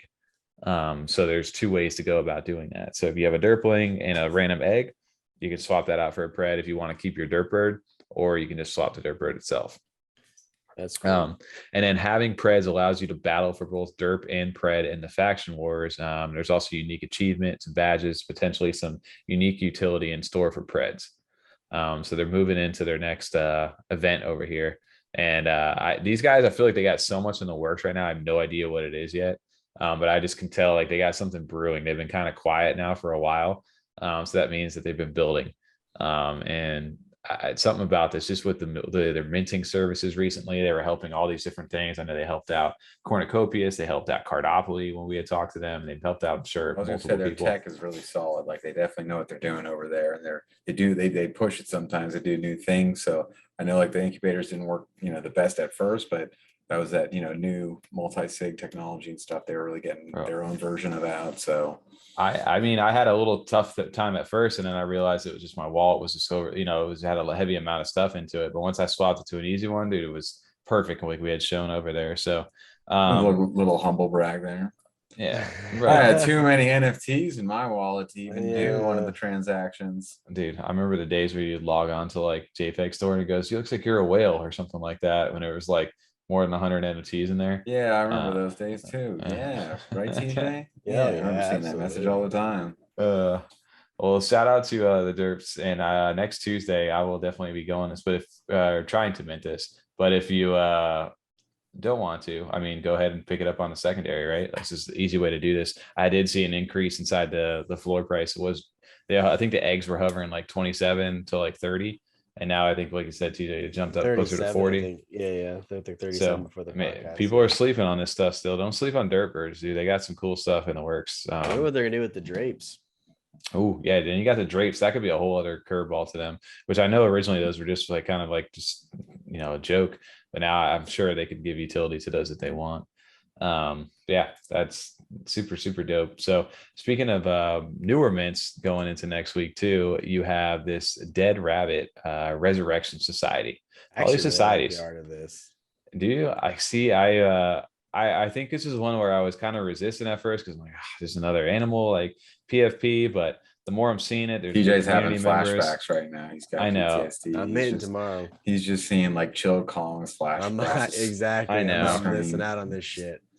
TJ, don't miss out. I mean, I'm not gonna lie. The more I look at him too, I like the style of the art. It almost looks like a dog, right?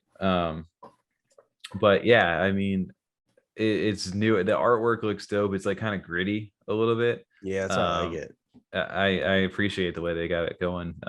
So this, dude, I don't know what it reminds me of. At least this photo right here. So tomorrow, this is, or technically by the time you're listening to this, is will have minted already, because the public mints on the 21st on Thursday, which technically it is Thursday already, right? Well, you know what it reminds me of? I don't know why. It's well, I do know why. I think it looks like it a little bit. Is especially go back, the ones with the ears down, reminds me of Ren from Ren and Stimpy.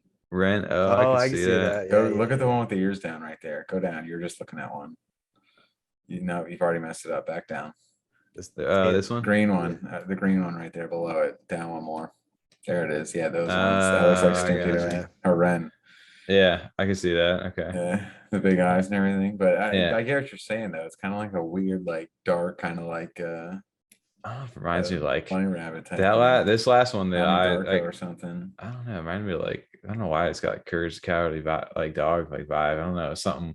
I don't know. Anyway, but yeah, these rabbits are minting tomorrow, and I think I've seen a lot of people talk about them. They're 56 ADA, so it's a little, I feel like nowadays right now that's cheaper on the mint side. Oh, yeah. Just because of how much I've seen a lot more mints pushing to like the 70 to 90 range, the 100 range in there. So there's 6,666 of these things, is the way I'm reading this. So and then our OG drop contains insanely rare alien rabbit gods. They are one-of-ones with every variable is each one of a kind. So I don't know, dude. Maybe YOLO into it more if you can get into it, TJ, and you can maybe, guy, can you imagine getting the alien rabbit guy? Like, what's your luck? You want to play their luck, dude? That would be the luck right there. Well, then I'll have you mint it. Yeah. Well, there you go. I think they these guys. I want to say they actually talked to Blake, or Blake did an interview with these guys, and the guy was doxed on stream, and you know, their team seemed pretty solid for as well. And it seems like the community members are kind of rallying around them as well. So again, another one of these where we try to keep up with everything, but sometimes it's so hard to stay that way. So I don't know. It's another one of those ones where we may just jump in. This one that caught your eye, right, TJ? Come on. Well, I think someone on our Discord sent it to. I think Shiny TJ's mint corner this week. Yeah. And obviously by the time you're listening to this, these things will have been out. So if they're mooning right now, you're welcome. We need a little transition like that. I want TJ if they're like, below floor, I'm sorry. Like dressed up, you know, like a waiter in a bathroom with a little towel on, and then he just goes, "Would you like a mint?" And then, would you like a mint? Just hands it right over. Banaka. That's funny. Yeah, so check out Dead Rabbit Resurrection Society. Another society out here. Maybe it could be good. And moving into next, another mint that's happening, which I know they've been inside of our Discord over here as well a little bit, is the Cardano Proxies. I've seen them for a while, and I know I believe it's all women, this artwork and stuff that they're doing. And this is, I'll be honest with you, this is one of the ones that I'm more, confused on what exactly the heck is going on, because there's so much I feel like going inside the project. It's a very limited release too, right? Yeah, it initially was, right? Like this chart helped me out so much when I was going through it all, because I believe the person that we were talking to, I was like, I need to figure out, go into the Discord, you need to get a womb, and then the womb will get you like access to the beehives, and then you can like get into different like parts of the Discord. It was very like overwhelming, I guess, as somebody who is just brand new into it, but I'm sure like obviously it's not too bad once you get going in there. But we had to talk about this just because, the team over there, everybody that we've interacted with, they've been over in our Discord too, has been super nice and friendly, and definitely just wanted to shout them out because I know they're getting some more attention as well. We appreciate us over there. I think we have one of the wombs right now. And I think those wombs will get you in a little early on the day before. But there's these proxies, they're going to be either 100 ADA, or if you hold one of the wombs, I believe it's 70 ADA for these. And again, like I said, there's 4,500 of them being minted. And I do like the artwork for these as well. They have a proxy token, which you can actually, when you go into drip drops right now, if you hold one of those wombs, you can actually grab some of that proxy token. And I believe that if you hold one of the proxy NFTs, they actually airdrop you 1,000 proxies per the NFTs that you hold. So they have some stuff going on with this. But this is going on actually, I think for public, is on the 23rd at 12 o'clock Eastern and 4 p.m. UTC. And then the public sale is only available for 48 hours, which I thought was interesting about this.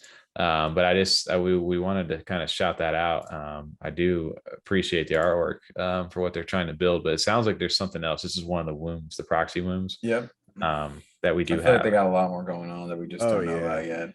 And we're gonna dive deeper into this stuff. I just had to get it set up. But dude, yeah, look at I mean, dude, the artwork over here, some of the stuff looks really dope. What they're doing. Clean. Very clean. I like that. And I do believe, like I said, it's all women inspired out there, like fairies and proxies. Like yes, this is the one that I've seen a lot over there. It's just it's good looking artwork, you know. And shout out to like the artists inside the space too. It doesn't always necessarily need to be apes that are going crazy over here. Sometimes people can appreciate art, and like I said, it sounds like they're putting a little more depth into it as well, outside of just being good artwork. So I'm interested, and we appreciate everybody from the team. That's, you know, sorry we have not gotten fully in depth into this one yet. We definitely will take a lot further of a look, but we definitely had to shout out the mint for next week, which is on, like I said, the 23rd. I think over it's there. what is it? Saturday.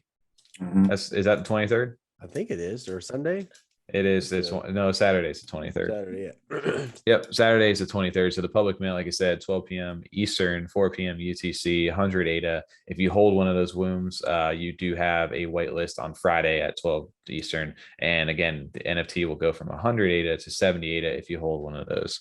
And those are basically going on for almost a day before the public. So I think I'm definitely going to be picking one of these up. Oh yeah, just to go ahead and you know, check it out, support the project, and appreciate the team. And I you know, even if I can't get into every single thing or keep up with every single thing, when somebody jumps into our Discord or, you know, is chatting with us and just being genuine, outside of just like, hey, here's my project, like that, they actually interact and like chat with us.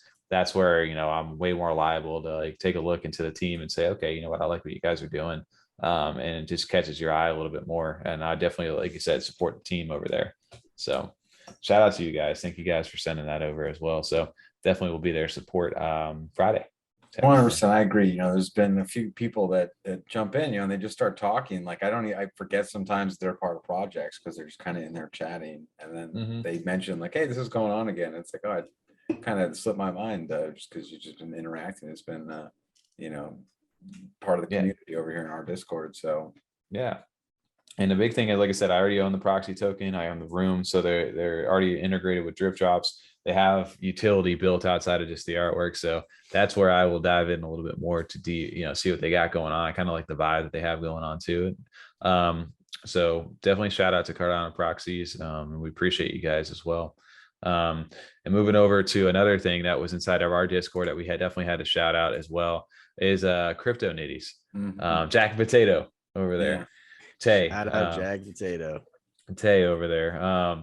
He's been we've been trying to set some stuff up. You know, the Crypto Knitties is an OG project, like back in the day project, right? And most people know him from, you know, the little knitties right here. Dude, these guys launched in April of 2021, so their 1 year anniversary is coming up, I believe. Did we say the 23rd? I can't remember if that was the 23rd or not. Yeah, 23rd. So yeah, they're coming up on 1 year, and I know I think Jack and Potatoes over there. He's one of the mods in the server. Is how I want to say that. And sounds right. Yeah, and he's been in our Discord, huge supporter of the F35ers, and he's been like, dude, why aren't you guys talking about Knitties? Why aren't you talking about Knitties? And I'll be honest with you, when Knitties were such an OG project, even before I got into the NFTs back in August, these guys were they've been out, right? So I've always seen Knitties. I just never got into it. But they are, you know, they utilize the BuffyBot Q system even back in there. They were a 10K drop. I thought he said they were the second, or technically, I guess the third 10K drop outside of Space Buds, Cardano Bits, and then Knitties. I don't know. So these guys, cool. So OG is back into the day. You know, they have some really cool artwork over here. I really enjoy like the knit style. They've done multiple collabs with stuff over the last few months. And then these season 1 Knitties, you know, it's also an NFT, you know, the NFT game. Is how this is going, right? This is a social gaming experience powered by NFTs through Knitty Nook, and you know, I know they're in like 3D. I like that. Yeah, I love the artwork on this too, because like if I'm a huge fan. Yeah, it looks really well done. But they also have like you can see them in like the AR things if you like in 3D versions of the Knitties. Like I don't know if you've ever seen them on like pool.pm. This reminds me of like the Super Smash Brothers yeah, Yoshi map or the yes, Mario map. Yeah, like Yoshi Island, like like the Yoshi. Remember Yoshi did like a yarn game, or his own yarn. That kind of definitely reminds me of that, right? And then this is where I remember seeing Knitties when I started to get into it. Was in August, was the season 2, and they started doing like the skateboard drops, and I even Aeonium Sky did a board with them. So there's an Aeonium Sky Knitty out there as well. And then so now I guess they're moving into this next part of their drop out here, which we were talking about, the Knittimals. I believe is how I want to pronounce that. Knittimals. Knittimals, yeah. Knittimals. Knittimals. Knittimals. Knittimals. Knittimals. Yes, they have the Knittimals and the Knitties, like the little pets. This is something where we told Jack Potato, bro, we got to get on and talk with you guys about this because I want to know more.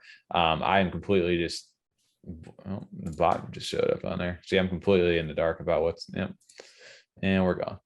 I'm in the dark about what the hell's. Yep, Gordon's out here. Gordon can't figure out where we're at. Where's Crypto Knitties? That's where it's somewhere in here. I swear to God, we're gonna find it one day. This is what happens on Freedom After Dark. You start losing it. No, here we go. We're back. But you got the Knittimals, which he sent over there. And Jack Potato, just shout out to him because he's over here. Tay. He goes, "Are you team dog or team cat?" And he goes, he's definitely team dog. Obviously, correct answer begins with D and ends with G. I still laugh when he fucking made fun of Tom's name for Zoom that week. He's like, just Tom, yawn. Right. Specifically because we literally talked about it before the show. You guys were like, "Oh, no name this week," and I was like, "I don't know. Do people even know what we're talking about when we do that? Like, I mention it." And we're just like, whatever. And then that week, he's just like, "Oh, no name this week. Thanks. Awesome. Good show, guys." Right. And then you, the following week, had to follow back up and we're like, "All right, Jack Potato is definitely going to be watching us right now. I need to come up with a good name." And then you went with squash sweater, right? Squash sweater. No, sweater squash. No, it's squash. I swear to God, it was squash sweater. Oh. It's right. Yeah, it's Adventures of Jack Potato and Sweater Squash. No, it was squash sweater. Was it? I don't know. Yeah, I think so. I thought I did the same order his name was because he's Jack Potato. They hammer him on the. It was squash sweater. You're right. Anyway, yeah, squash sweater. Yes. So the mint date for these are to be revealed. So they have not been announced yet. But they're doing their animal like pet drop over here, and I don't know what the utility of these are. I don't know anything about it other than he let us know, keep us on the radar, and we are watching right now because we did not get into Knitties when they first happened. But again, another OG project inside the space. I've known about them forever, but I don't know the depth of where everything's going, the roadmap and all that stuff. So we definitely looking to have the team on to kind of learn a little bit more about Knitties. I think even their season 2 was going on when me and TJ got in. It was open for like a little bit. That's what I remember them from because I liked them a lot from the art. Just because it reminds me of back then the it was like what do they call them from a PlayStation game, Little Big Planet, Sack Boys or whatever. Yep. Yeah, Sack Taps. But yeah, that's what they reminded me of. At first, when I first saw them back then, I thought that was cool, and I was just buying the first NFT projects I was getting into. Yeah, and it was just one of those ones that the artwork is very high quality. It looks very clean. That website's very well done. I really do enjoy the world. The more I look at this right here, it looks so nice. There's something about like that knit look to stuff sometimes. It just looks so well done if done right. No, 100%. Yeah, no, all about it. We've seen a couple of the projects use it too, but I like it every time I see it, honestly. I like the Knitties. I mean, I have a cat, so you know what I mean. What side I'm on. Oh, sorry, Jacket. Yeah, you're not the bear side, lavish bear side. They got it. They're not so great in the house. Yeah, I guess you should see the litter box for that thing. Oh. Well, shout out to Knitties, and shout out to Jacket Potato, and Sweater Squash sweater. It's squash sweater. I just looked it up. Yeah, it's squash sweater. Yeah, that sounds right. Damn, I told you, Tommy. I've heard it both ways. Fair enough. We're pushing 1 a.m. on a Thursday, so that's cool. But yeah, shout out to Knitties, high quality art, very well done. Another mint that's upcoming for an OG project. Congrats to their 1 year. That's an awesome achievement right there inside the space. Yeah, for sure. Absolutely. So shout out to the team. Speaking of a next last mint, which we've talked about multiple times, and not to beat into the ground, but dude, we can't not talk about this, is overexposed. This artwork is just so well done. And you got your pre-mint coming out next Tuesday, again, the 26th. There's a lot going on next week. 27th is the public mint. The snapshot ended today, or not today, actually yesterday. Today. No, yesterday it was 420. Now it's 421. This has now ended. So the public lottery, if you did not register, you cannot get into this mint currently. But I hope I got in. Did you guys register? I did. Tom, I have a feeling Tom didn't register for this. No, 100% I did. Yeah. Oh, okay. Sneak attack. Look at some of the new previews they've launched over here for these things. Look amazing. This was like the little reminder to the mechanism, like the Genesis tokens, kind of the camera. Yeah, 100%. Yeah, you can see that it got a good old carbon fiber like mannequin body with like a nice overexposed poker. Yeah, for sure. That's cool. Like that looks dope. But any of the artwork that they've been releasing, like this was another one. Right, again, reminds me of the Mars Attack kind of thing, but it's got like I don't know, is that titanium brain? I don't know what that is, but maybe an acorn. I think of that like a toy from Toy Story. Yeah, it's Toy Story. Yeah, when he has like the baby head with the legs. Sid's thing. Oh, yeah. Sid's toy. Yeah. Yeah. No, fuck that thing. I remember. I think it was crawling around. Yeah. Yeah, I could see that. Shit, yeah. So we've seen two iterations of like the angel wings, right? He had the one on like the little camera that popped out, and now you got this one right here. I don't know if those are like switchblades, like what those are, but it looks super well. Scissor hands.